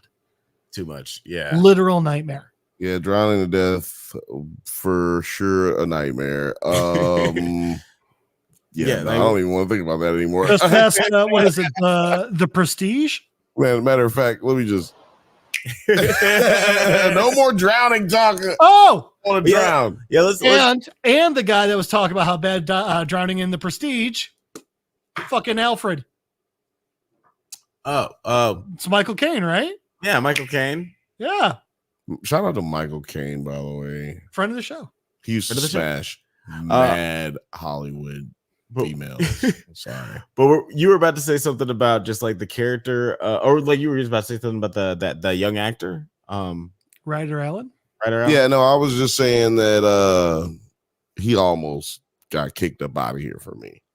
You weren't liking him? No, at first I was just like, outside, nerd. I ain't got time to be distracted by your worthless chime-ins. go on now. I don't need you. I don't need you here. He's just his accent was terrible to me, but also this is Gotham. It's Gotham. The world renowned terrible New York accent is what it's known for. But where accents go to die. It was just something about him himself. It didn't really fit to me. But maybe there's more to come. Maybe we get some more flashbacks in the next episode. Seems like a waste to bring a kid who can act that well in for one little episode. You know what I'm saying? Yeah. Usually you get one that don't act good and just pay him very little. But maybe I just feel like it was a very large contrast for us in those two characters, young Oz, old Oz, and young Oz is a psychopath already. So Yeah. I felt like there shouldn't have maybe been as nice of a setup for his character. Like he should have been a little bit more of an asshole, maybe. But it's only people that wrong him. It's not everyone. His brothers, they were mean to him. They were making. Not only did they wrong him, they insulted him. right, but they didn't never insult him before that. And they actually apologized. They never actually did insult him. They went down there. They were also apologizing after he already closed them in. No, it was before. He was like, oh yeah, yo, what are you doing? When he slipped, they were like, yo, Jack, are you okay? Jack said, yo, are you okay? Hey, I'm sorry. Look, we didn't mean to like insult. Hey, we wasn't trying to insult you or whatever the fuck he said. You know what I'm saying? Whatever kids say. But he was just like, hey, I'm sorry. And he was like, you know what? Fuck y'all. Let's see how you like it. Now, it wasn't raining at the time, if I'm not mistaken. So, like you said, Jeff, like though there are elements that show that he didn't mean, like his intention wasn't for them to die, but they also show you at the beginning, like before that he don't even really like them like that. And then if they did die, hey, it actually is a benefit for me. Like then he gets all the love. Yeah. Right. It's kind of like if you have an inheritance, but your parental person falls into a lake and is drowning, and you could just reach out and just save him. He was just like, nah, I'm not gonna do that. No, thank you. And then pulls out an orb, but like starts pushing him further into the lake. Yeah, exactly. He's just like, no, quit reaching. Hey, don't grab it. And then in the present, Oz returns to his apartment and finds an injured Vic, who reveals that Sophia has kidnapped Francis. Oz tells Vic to assemble an army as Vic escapes before Maroni arrives with his men. Maroni beats Oz and has Oz take him to the underground lair. Then Oz and his men stage an ambush, and Maroni dies of a heart attack while fighting Oz. Now, I was kind of surprised by this reaction because you gotta eat better. He can't have all that Thai food. It was that 100-year-old wine he busts open. That'll kill you. You said that Oz set him up, but he actually didn't set him up. Oz and his people fought back against the Maroni. Yeah, and then they tried to set up Sophia. Yeah, when Maroni ends up dying, I think it's so funny because the Penguin is pissed off.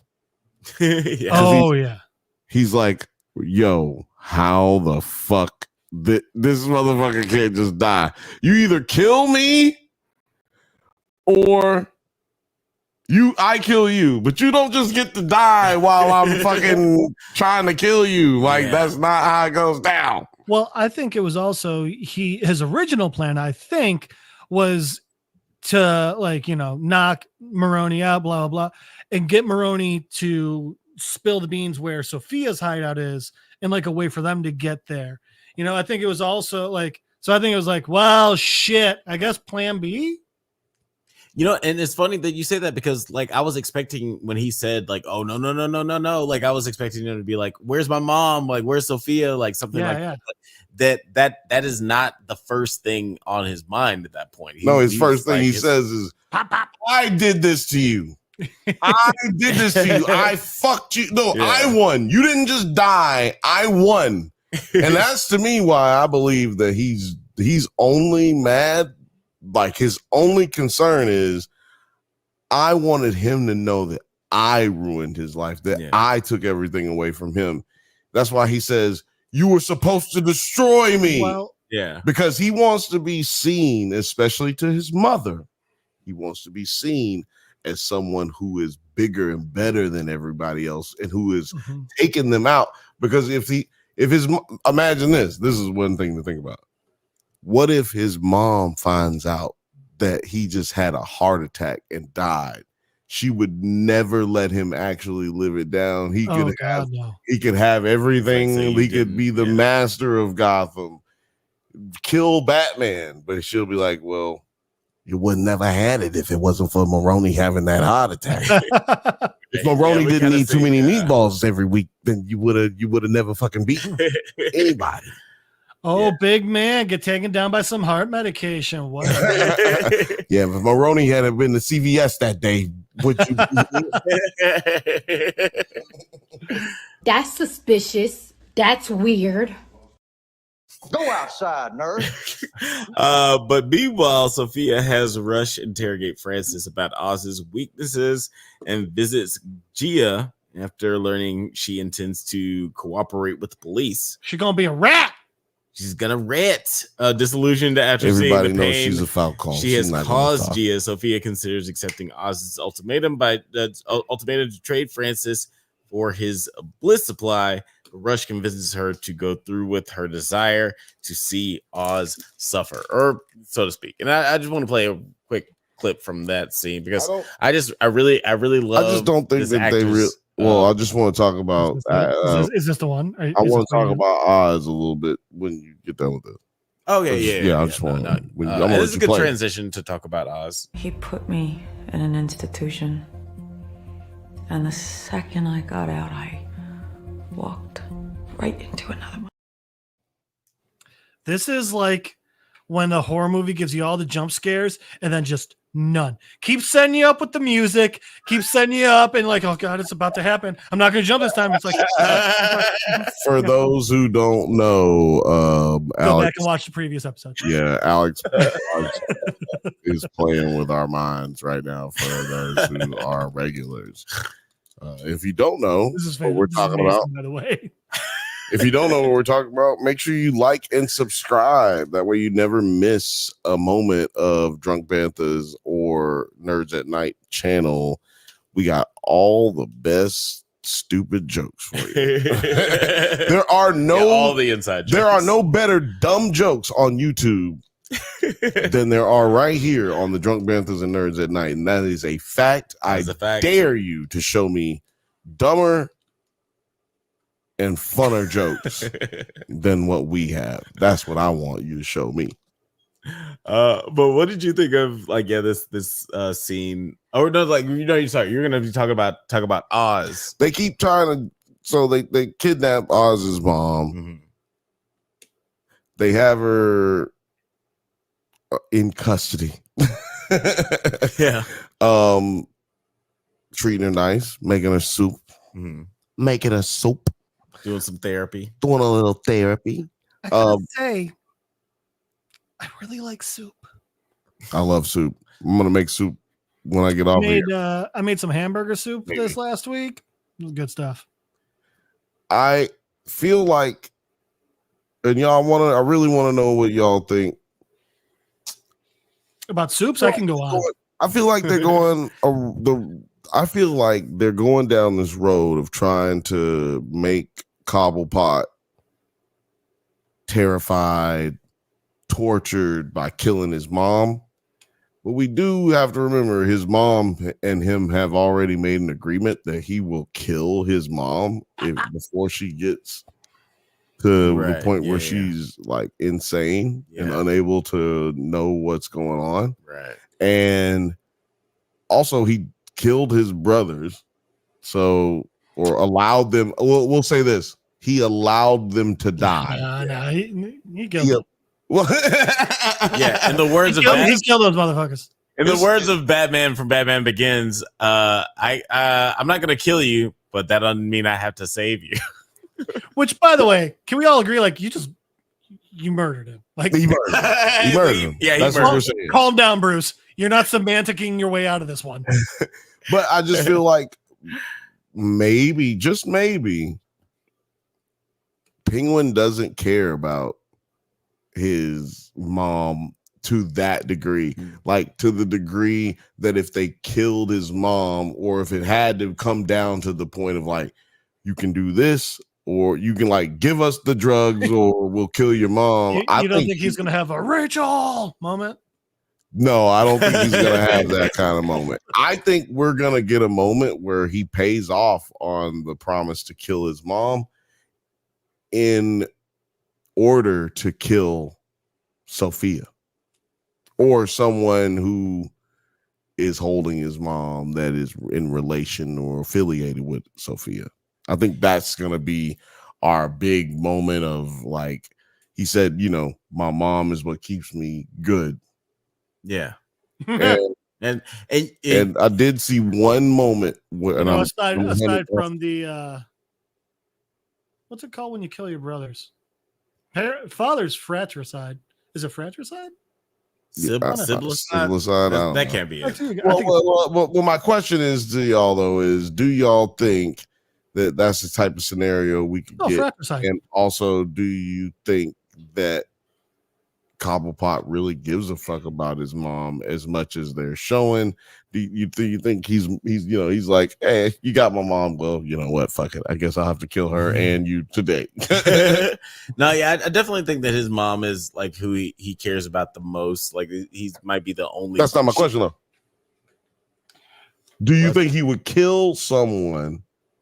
I mean, kill his mom to kill someone that's in the way of the overall goal? That's my question. Right.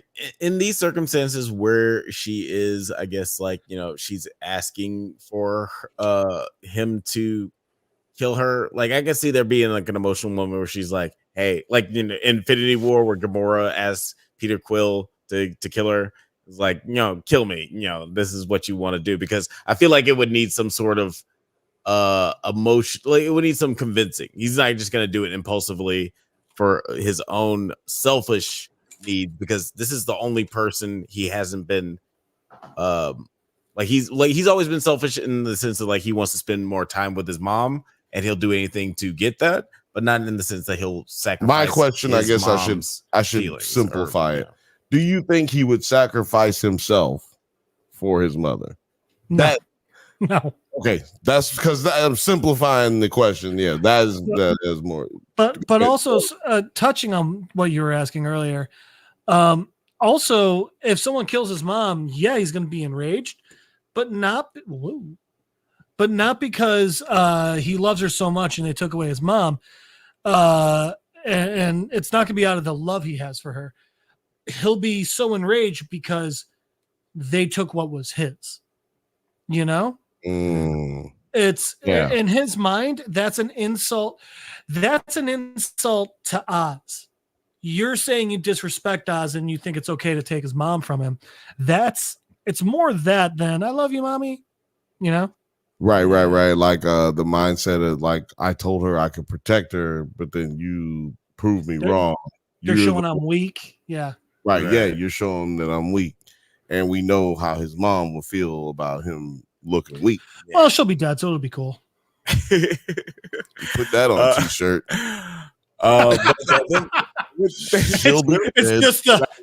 It'll be cool. It just shows Martha and Thomas Wayne in Crime Alley, and it says she'll be dead. It'll be cool. Yeah, no, just pearls on the ground and shit. She'll be dead. That'll be cool. But yeah, we do get this big scene at the end where actually let me just set it up, because I did write notes for this one. During the trade for Oz's mom for the Bliss trade, Sophia sends in a bomb that destroys Oz's base and kills his entire crew. I do want to just play this clip from that exchange, because I thought she's gonna win the fucking Golden Globe for this performance. I promise. Liz, thank you. Oh, our nips just touched. Mine are so hard. Mine are different sizes. Now it's at the point where it's like, thank God it's over. Yeah, so like, thank God I saw it. Jesus. Thank God you killed them. Oh, you think that's the last one? You gonna play the I'm Doom aware, song? but You gonna play the Doom song now? Like, yeah. But one thing that I noticed during that scene was, so it wasn't until that scene when I realized, oh, this is, I don't know how I didn't put it together earlier. That's where Oz killed his brothers. Yeah, exactly. Yeah. Like, yeah, I remember he mentioned like, oh, me and my brothers, we used to play down here, and obviously we saw him and his brothers like playing hide and seek. I'm like, oh, I play differently than you. But it wasn't until that scene, because when we see Oz run into and he like drops down the ladder, that I was like, oh, motherfucker, his dead brothers are down there. Yeah, okay, cool. Yeah. It's like, yeah, I didn't realize this until I watched the inside the episode like special thing. Really? Because like I just didn't recall that he had, like we have the scene where he looks at the sewer, like, he looks at the token, and he also looks at the door for that little shaft that his the murder shaft. The murder shaft. Whoa. Sounds like the weirdest porno. I was about to say, that's my old porn name back in the day. Murder shaft. But yeah, like it was actually just a movie that I was in. Here he's a bad mother. I'll shut my mouth. Or something's going in it. That's what they said. You better shut your mouth or I'm gonna fuck it. How'd you know? One of my favorite. You seen the movie? Hey, it's my top. It's my top 5 favorites. It's weird for you to have watched a movie. Oh god, describing a porno as a romantic comedy is one of the funniest things I've ever heard in my life. It's hilarious. It will be a drunkie award. It'll be a drunkie nominee next year. But yeah, like what happens next? But also, dude, Crown Heights gets fucked up in Gotham. I mean, they just got flooded like a motherfucker, and the day after they get power back, they're like, all right, we're just gonna like take away a couple city blocks.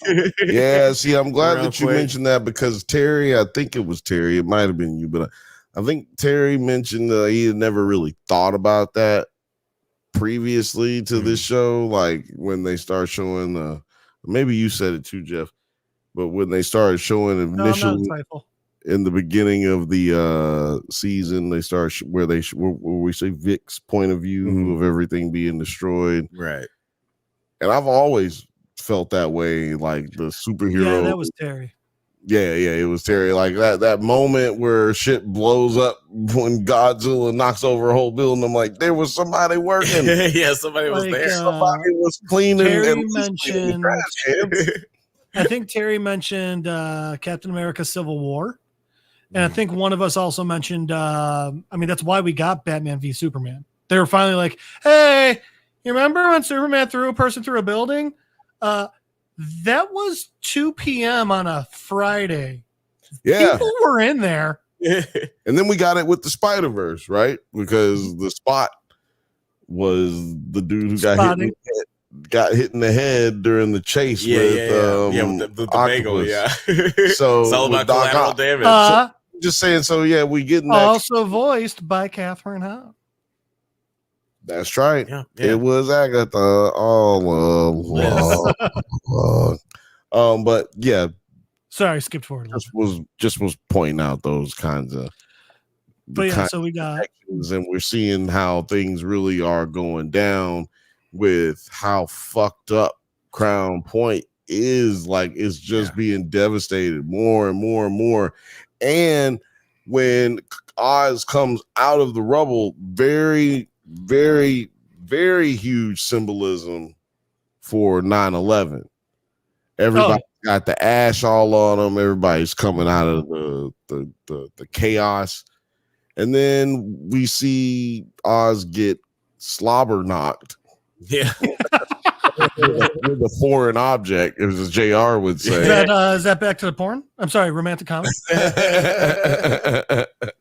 he gets fucking hit with a foreign object. Like, no, I went back to Invincible Fight. Gotcha.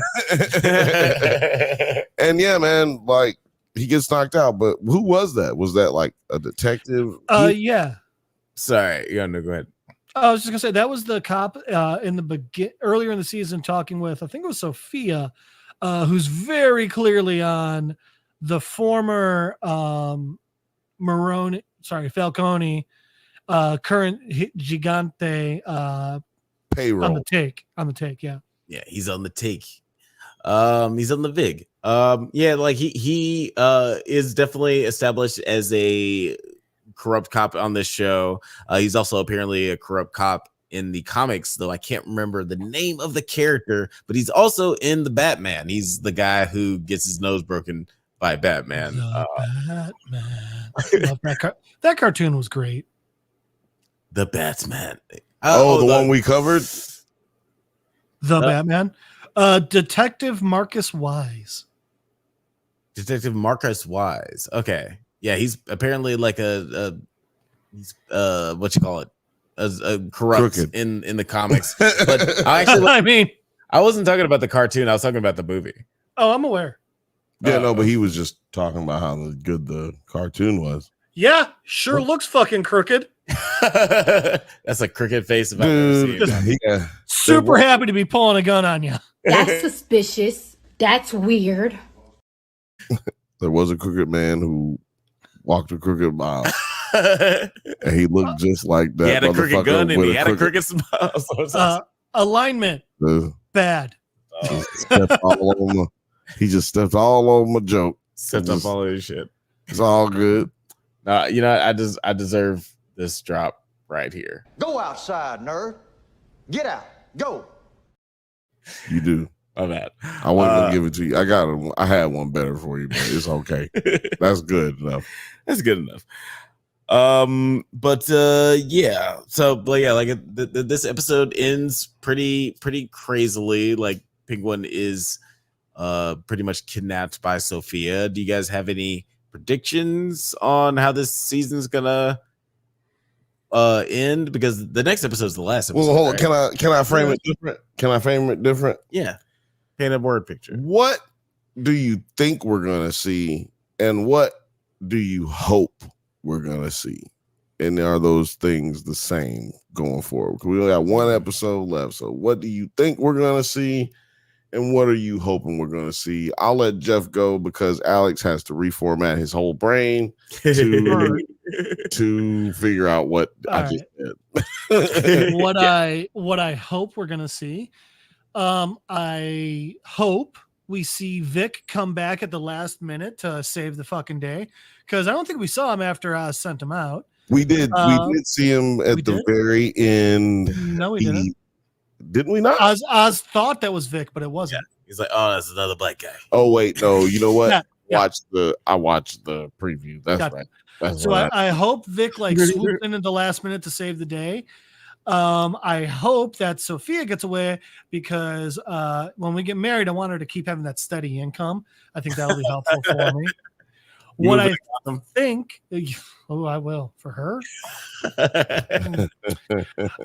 What I think is going to happen, I think Oz's mom's going to die.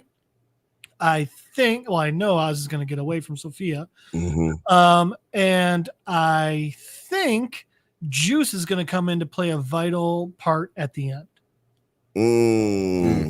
Juice. I love that we're just going to keep calling him Juice.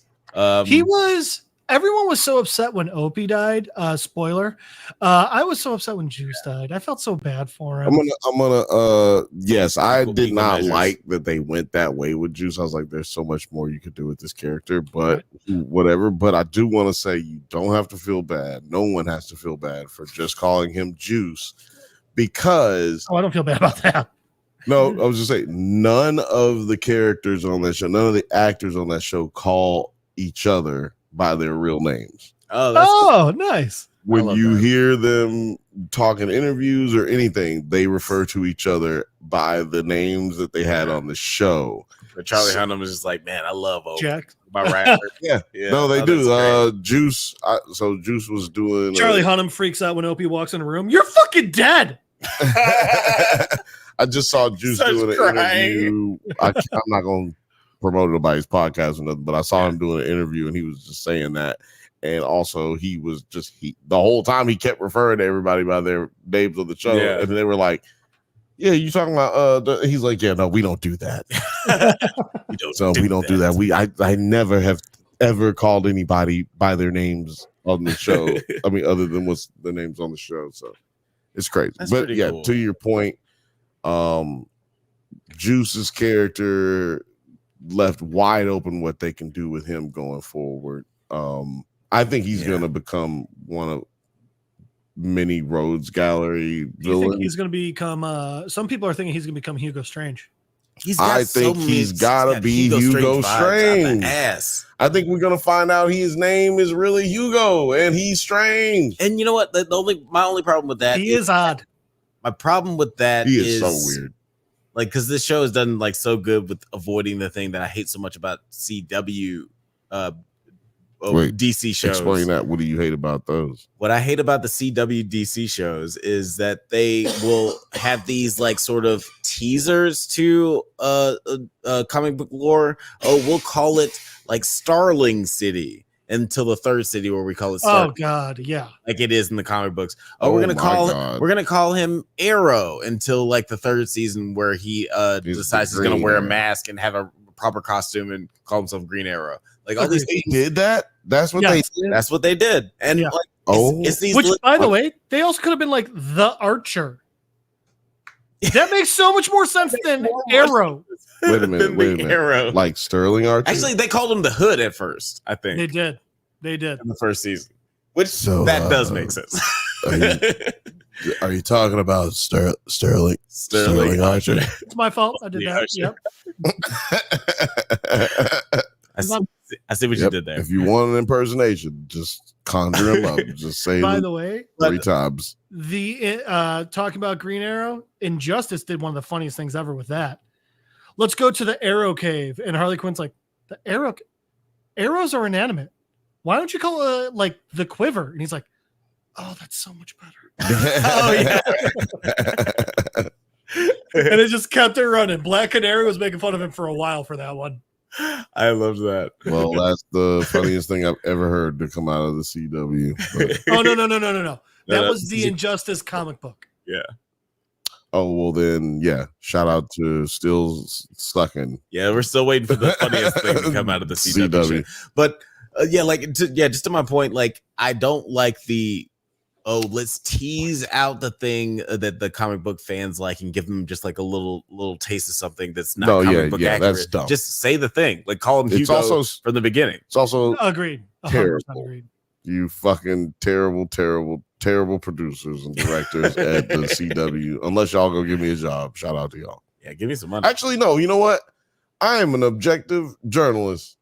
And I will not accept handouts from fucking peons and peasants and pissants like y'all. Bill, I'm proud of you. I will accept all of it and say whatever the fuck you want. My Venmo can be found in the video description. You can make checks out to me personally. My We name might is need to Cash. start doing that, putting our Venmos in there, man. Yeah, Shit, possibly. Yeah. oh, Like, who shit. knows? Like somebody I wants would to just feel so bad accepting it. I would still accept it, but I'd feel so bad accepting it. Be at Walmart. Like the first time. Be at Walmart buying shit. Oh, the second sin is always easier, Jeff. oh man, this is so terrible. Oh god. But guys, let us know what you thought of this episode of The Penguin. If you have any thoughts about how the season's gonna turn out or how it's gonna tie into the Batman 2, because this is Who has supposed to have thoughts? it be like a direct lead into the Batman sequel. We're going to move into our last topic of the night. That is right. We're going down the Witch's Road, and we're going to be talking about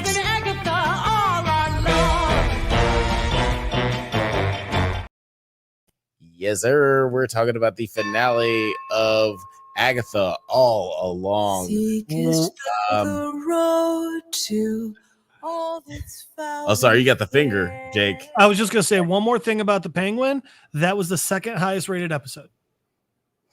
Oh yeah, that's right. We got to do the IMDb, but I just think that was important. I think it because it was a good episode, and I think that needs to be noted. What was the first highest?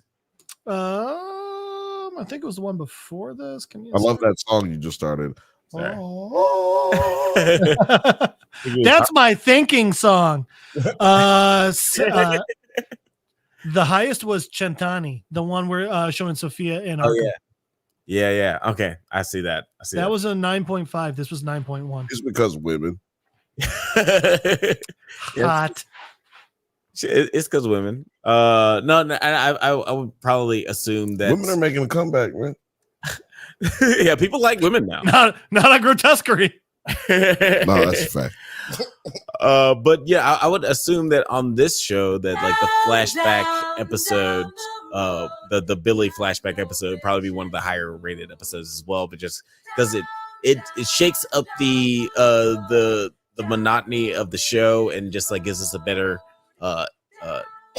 introspective look of one of our main characters. And let's talk about these last two episodes of Agatha All Along, because I personally really enjoyed the finale. Is that nasty? Am I wrong? But does that not have nasty connotations? What? Unlock the hidden gate, like the song Down the Road, the Witch's Road. Is it not sexual connotations to it? Only if you put it in the chat. Let me know. Go ahead, Alex. I'm just saying. I just want to know. Yeah, anything can be sexy if you look hard enough. Oh man, put that on t-shirt. It's like that movie, the movie, the number 23, but with boners. With boners. That's the whole time. By the way, I fucking loved that movie. Yeah, I actually never seen it. What movie? The number 23. Oh yeah, no, that's a fucking amazing movie. You hate Jim Carrey. That's your problem. That is my problem. Well, I can't watch anything Jim Carrey said. But this isn't a comedic role. It's one of his dramatic roles. No, yeah, no. That might make it easier for he actually loves Jim Carrey. I was honestly about to just like. I appreciate you being so. I was going to fly there to kick you in the dick. I appreciate that. Yes. But no, like. Oh right, Agatha. Yeah, let's go ahead and get right into the nitty and the gritty, because yeah, like this episode really delves into the I guess humanity of Agatha, but also the villainy of Agatha. Like she's definitely humanized as like, oh, you know more about her motivations, but also you just fucking hate her. I just want to play. You can't be a supervillain without that element, in my opinion. Yeah, super. You're just a bad person. Yeah, and like honestly, that's what makes really, really good villains. I'm gonna play this clip real quick, just about this nice conversation between, well, not nice conversation, well, between her and Rio. No one in history has had special treatment like you. You call what you did special treatment? Yeah, like just like alluding to what eventually ended up happening with Agatha's son. What did you guys think of just like the tragedy? Well, let's talk about what happened with the son. Let's talk about she's dead. She's clearly having a miscarriage, right? Like she's having like a complication with the child being born. She might have even been dying. Exactly. I mean, women died in childbirth nonstop back then. Yeah, I think it was especially like by themselves. I think it was like a 70% of the time type situation. Yeah. Which is also just kind of anecdotal because there's no way that's not worldwide numbers. You know what I mean? But anyway, my point is that, like Jeff said, she might have even been dying. And death just is giving her a chance to keep living while taking her son. While she could take take just Agatha and leave her son, she could do a trade, but that's never died too. Excuse me, that's never really even considered. that what's considered is, hey, look, it's his time. It's got to go. So but then Rio apparently loves her enough to where she'll give her more time with her son. But it seems like, in my opinion, what do y'all think? Seems like to me, Death benefits by getting rid of her son, because not only does she get Agatha, but she's able to acquire way more souls now that Agatha has lost it and become evil Agatha, because now Agatha is just going to constantly be killing women and witches that constantly keep getting brought over to death.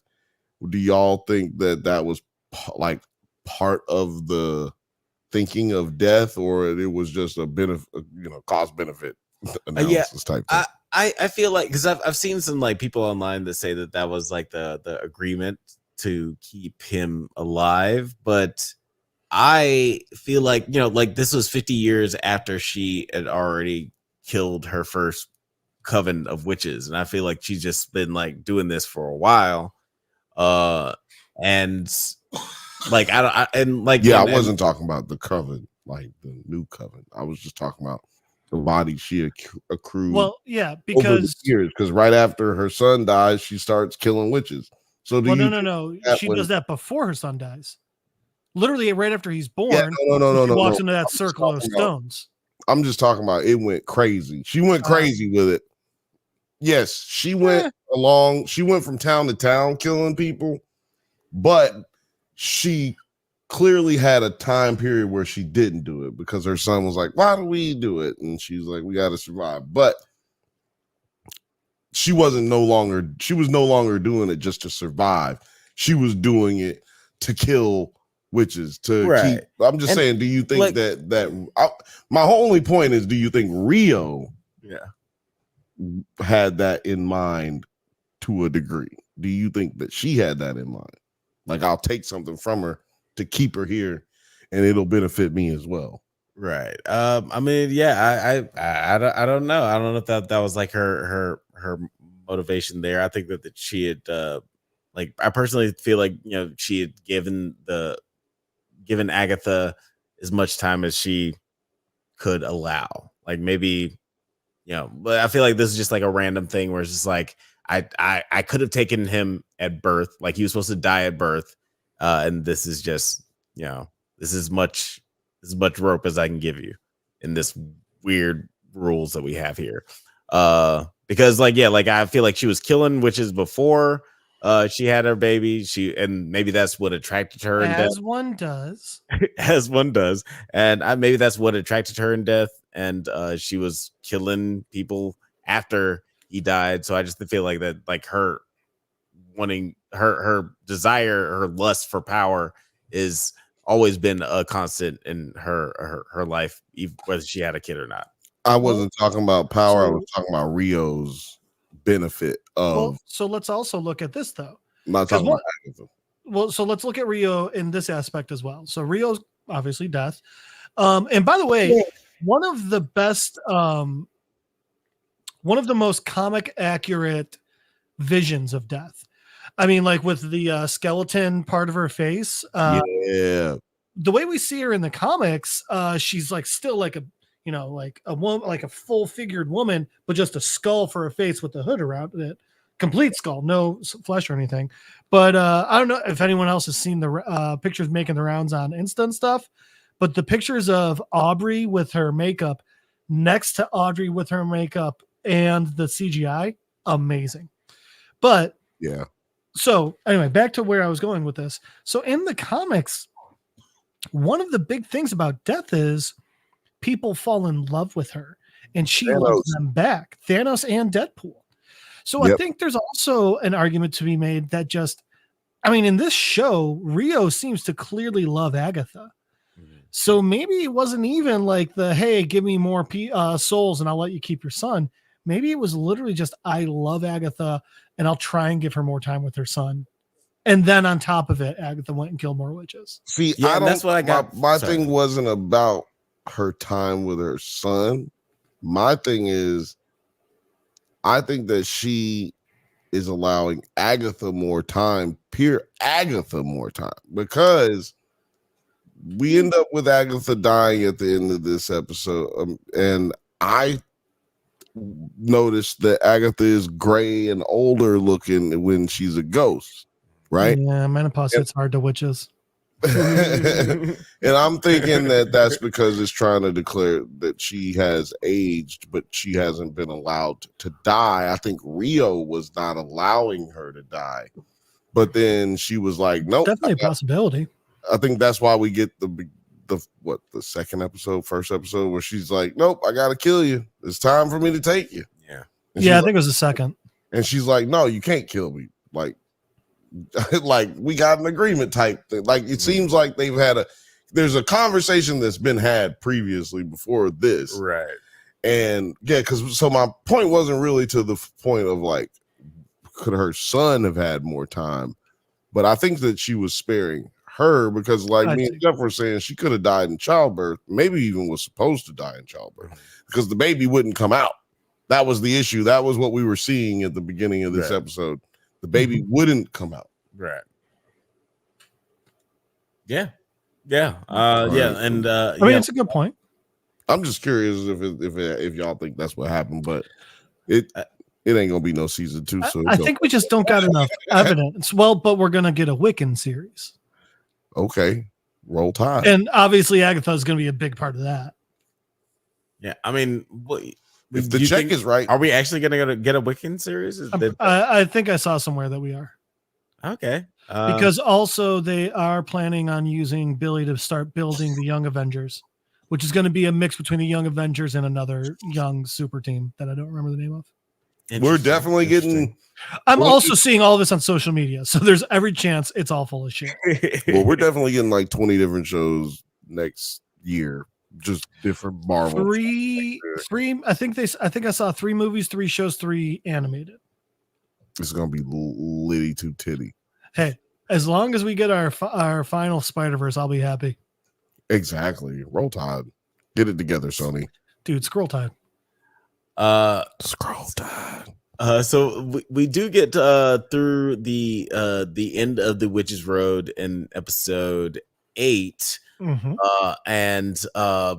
But Agatha is still like a circle. Because it's a circle. Then Agatha is like wanting her prize. And at the end of the day, basically, she decides she's going to sacrifice herself for Billy. Because damn it, Billy, get that the crazy multiverse happen. You know what, Jeff, I'll let you just explain what happens in this last little moment with sorry, of episode of the last episode or of this episode? Sorry, of episode 8. So we got the whole situation where Agatha and Billy and Death are in this 3-way. Gotcha. Yeah, this sexy 3-way. I don't know what you don't get. Agatha's gay, but she's straight for me, and Billy's gay, but he's straight for me. Yeah, that's fine. Just Parks and Recking that shit up. And we get our reveal of Wiccan, and Agatha has to make a very deadly choice. It turns out. How did you feel about this? We got some lesbian makeout. Why wouldn't I not have loved that? Yeah. Why? No, it was exactly what we thought, though. We knew that Agatha was going to make a sacrifice. I obviously thought that she was going to make the sacrifice and bring the entire coven back, but no, she just did it to save Billy, which I gotta say, I'm glad they did it that way. I think that's much more in her character. Yeah. And I think this final episode also reinforced that she just doesn't really care about the coven. I mean, it showed that literally she was planning on killing all those fuckers from the second they walked the road with her. So I think they did a great job showing that Agatha has made this connection with Billy and has decided to finally give up her life for him. And then this episode did another great thing this episode did was showing us why. Because yeah, she saw some Wanda and Billy, and yeah, she made a connection with Billy while in WandaVision, but also she very, very clearly saw Nicholas within Billy. And that was a big part of why she felt so strongly about it. So between what they did in the 8th episode and how they wrapped it up, showing Agatha's past in this episode, I thought they did a great job with that. I think they told the story better than I thought they were going to, and I was happy with it in the end. Yeah, I'm glad that you brought up that correlation between Nicholas and Billy. I just want to play this clip real quick of Agatha's really emotional moment at the end of episode 8. Is this how Nikki died?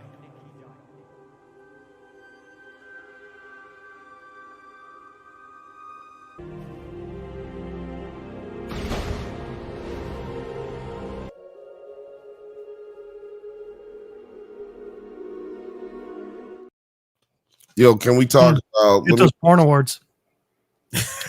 We'll just talk about it. We'll talk about the important part right quick. And then I'm gonna segue because I'm gonna segue out of this conversation, close the loop on this one. This is a big deal. This is the gayest moment in the history of Disney. That is true. So far. Not just Marvel, but I'm just saying this moment. This goes up in the iconic television kisses, like what's it, Aurora and Kirk. Aurora and Kirk, yep. Yeah, like we going back that far. It's going up there. First interracial kiss. I just want Beyond Darkness with Sulu kissing his husband. Yeah, I just want to give a big shout out to Disney real quick because nobody gives you credit when you do good. They just talk shit about you when you do bad. So I just want to give a big shout out to them because this is what the gay community's been asking for. This is what the gay community's been asking for. No pussyfooting, no halfway through, and no what do they call it? Placating. Yeah. You know? And Bill, I'll say I think that was also important because I think that opens up for Wiccan to have a romantic relationship moving forward. Yeah, we saw him have a boyfriend in this, but we didn't see any physical connection between the two. Whereas we've discussed before, in the comics, he had the first gay marriage. So I think that Agatha and Rio turning me on really opens the door for Wiccan to explore and show just his relationships moving forward. Yeah. And then later turn us all on. And I do I do feel like like this is like a good stepping stone for them. And it wasn't even in June. Hey yo, no, I do feel like like to your point, this is a good like stepping stone into just like having more inclusion and representation in the Marvel films. And like like maybe we get like a full-on relationship in the next property. But I do want to talk about this last moment in episode. Let's talk about the first moments in the actual finale where we get this flashback of Agatha's life, and we realize that Agatha created the road with her son, and it's all just really a ruse in order to trap gullible witches. I'm just gonna show this clip. Of course, I will show you the way to the road. I know it by heart. First, we must gather a coven. So yeah, it's all bullshit. It's just a song that she made up with her son, and now she just uses it to lure unsuspecting witches to steal their power. What did you guys think about this reveal? Well, I mean, once we got that part, I was like, that makes sense, because at first I didn't like it, but it made sense because this is how we get to this situation where Billy has created this entire scenario, like his mother Wanda. Otherwise, it's stupid. Because they went down the witch's road. Right? So it doesn't like think about it, like literally without that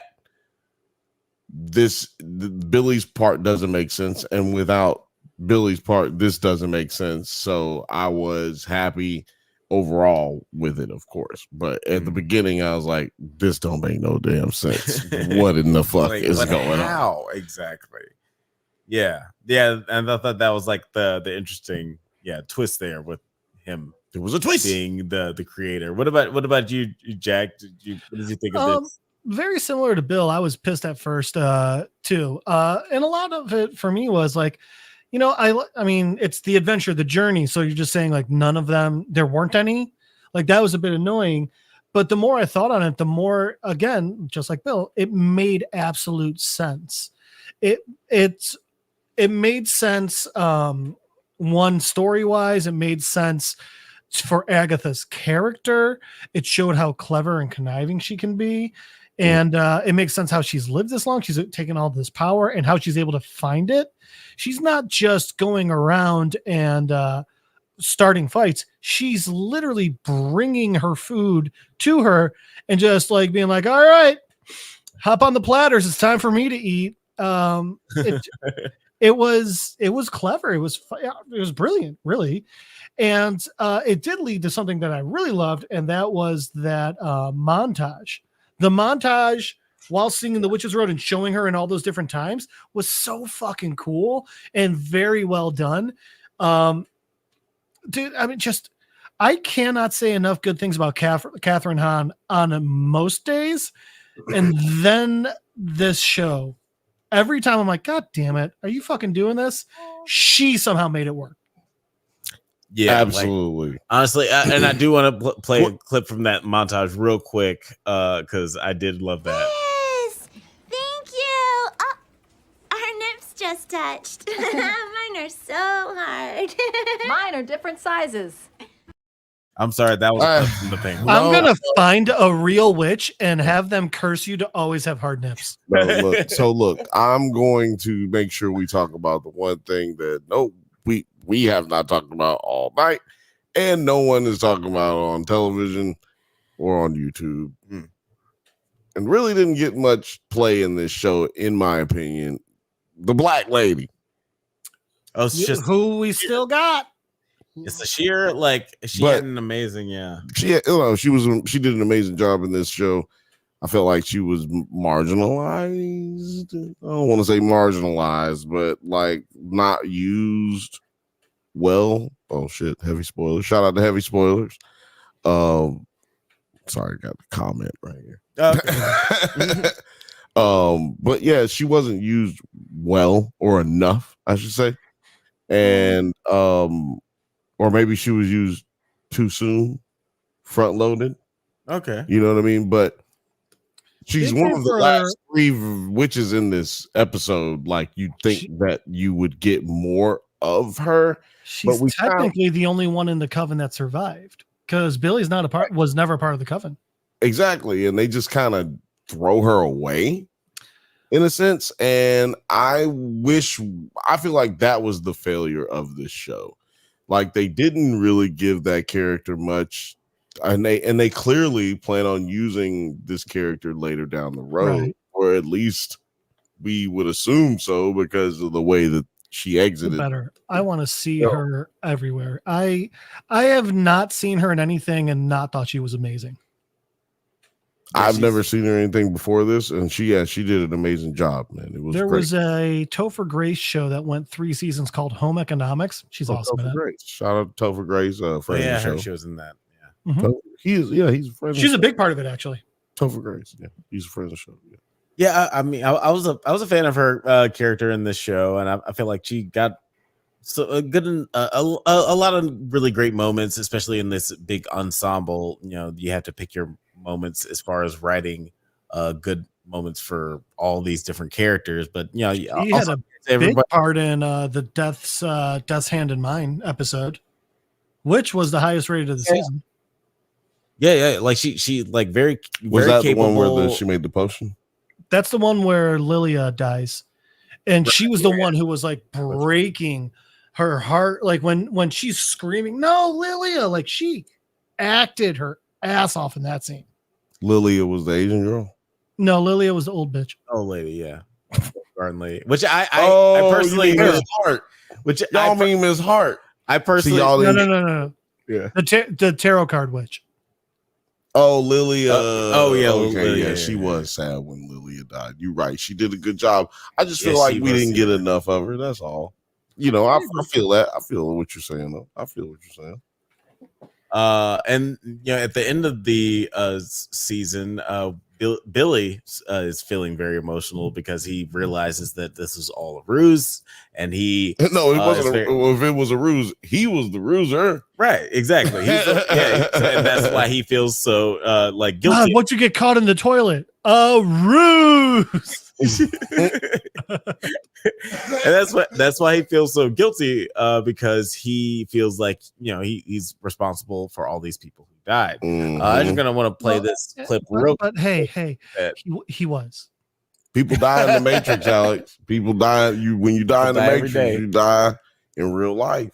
Here's just like a quick little clip of Ghost Agatha talking to Billy about just the ruse of the Ruse. witches. You're making fun of me.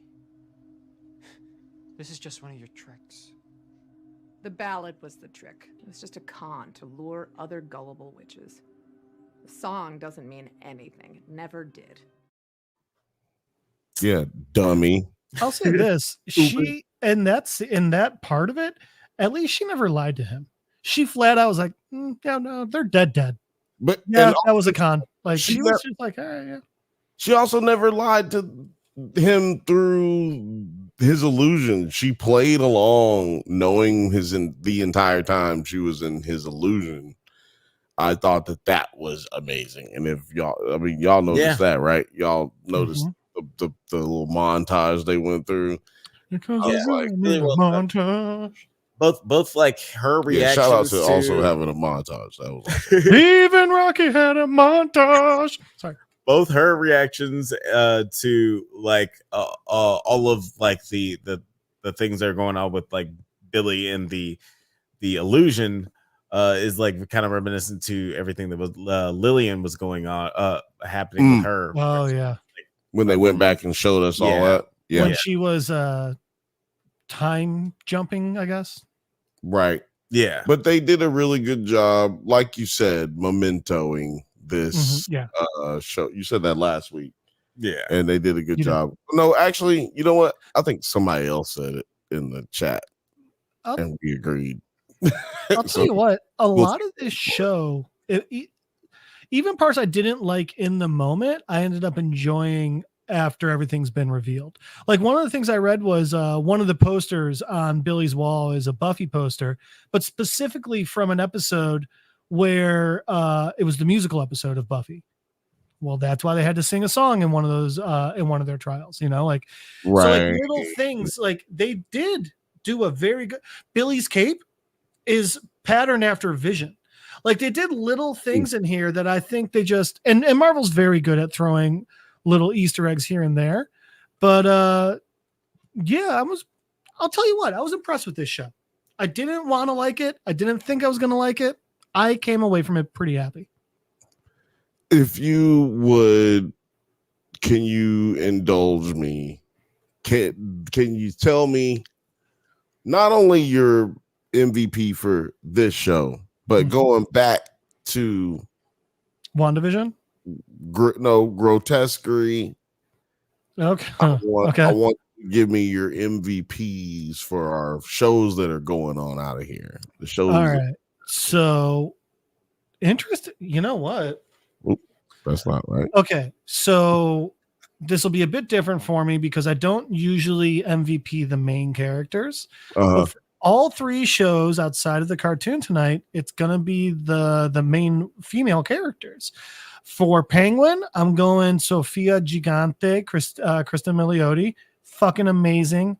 she is throughout the series conveyed such an amazing range of emotions, while also like, I mean, she's going from a character who was nice and innocent to being one who we all thought was crazy. Then it turns out was kind of made to be crazy. Now dealing with the aftermath. Amazing. For Grotesquerie, I'm going with Lois, Nicey Nash. Oh. I think that I've always enjoyed her as an actor. I think it's Niecy. I think it's Is it Niecy? I just never know.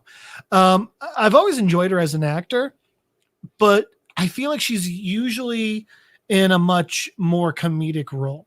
Even roles where she's an officer of the law are like, she's the oh, what's going on? I'm going to have some fun. Let's all, like she's that character. Yes, she is. Yes.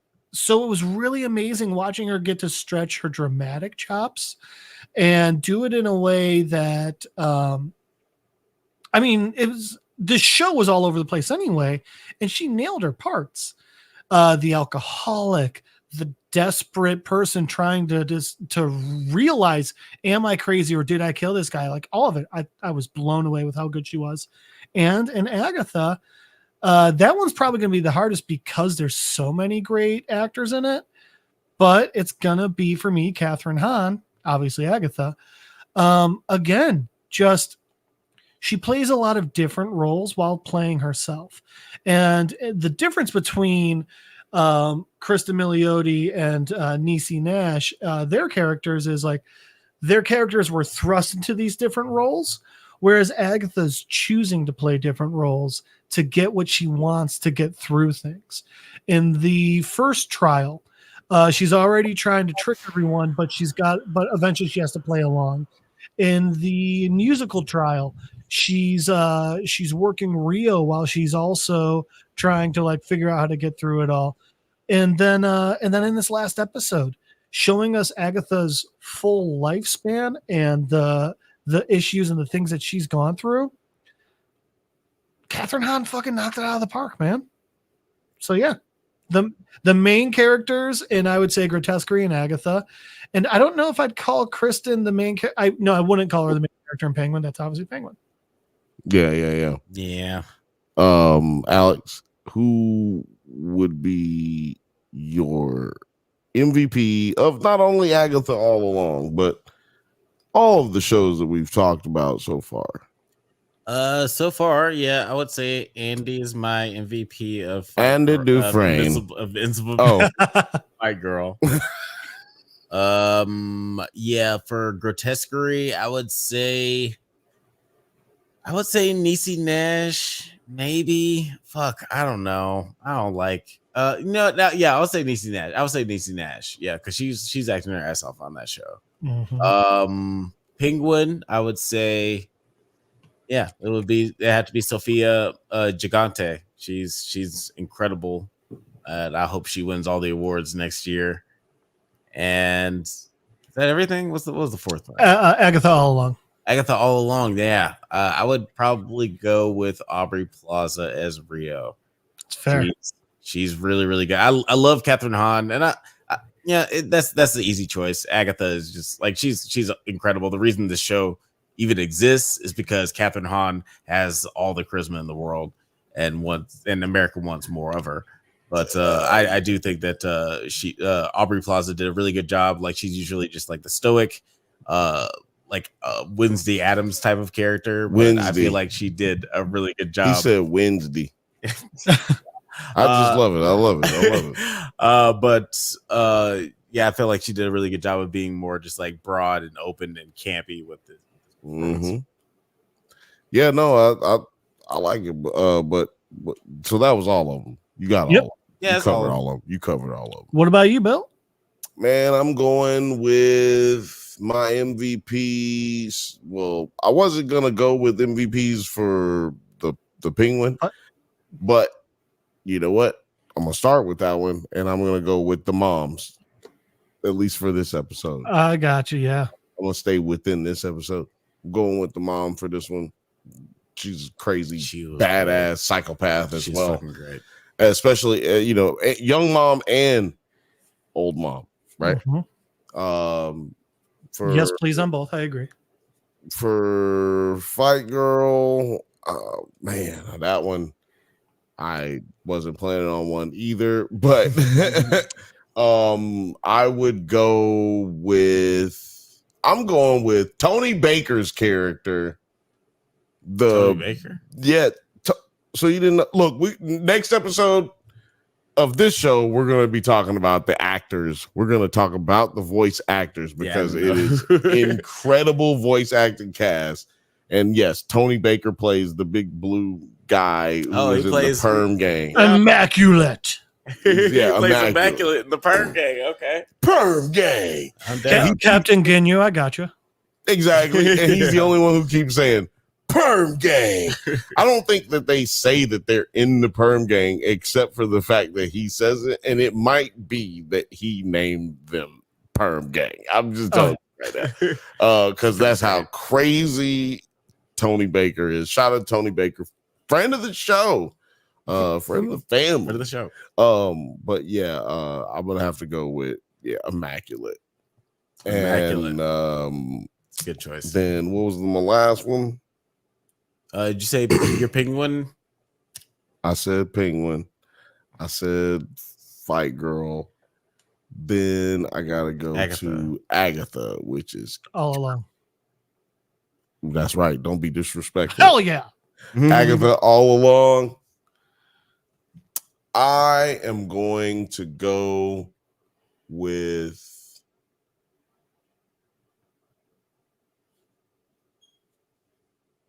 the black dude, the black neighbor, the black dude, the black neighbor.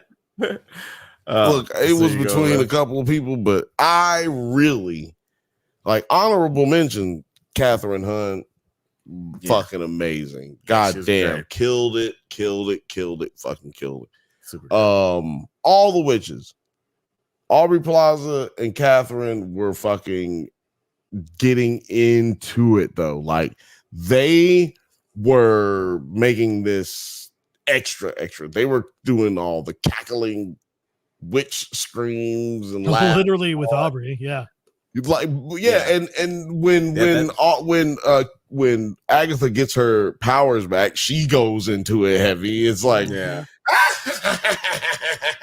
like all of that is like so witchy. These witches is crazy. So I will give both of them honorary mentions. And you know what? Shout out to the dude who played Billy. I'm going to give him some props. We didn't pay attention or mention his name mostly. We didn't even really talk about his performances.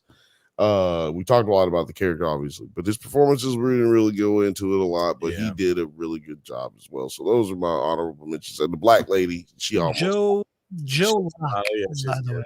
Joe Locke. Yep. And Sashir Zamata. Yeah, I know. So I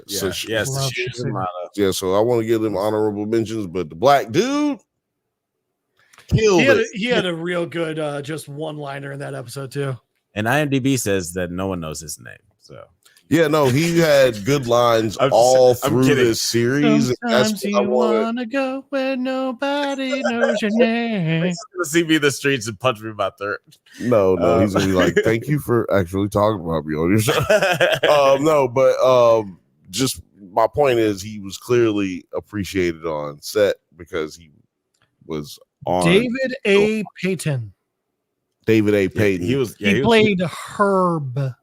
Yeah, he was her neighbor, and he was in the show a lot for someone who has no purpose to be in the show. So, so he clearly was loved, and he was no my reason MVP. to be in the finale. Yeah. He was my MVP for sure, man. I love that dude. He was great, and he was great in WandaVision too.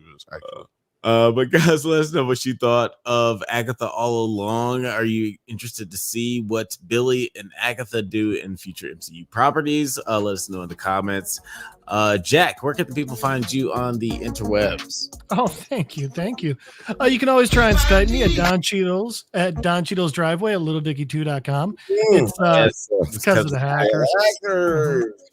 You can find Jeff Madel on Facebook at MadelJeff on Instagram. But as usual, the easiest way, just be here on Monday nights.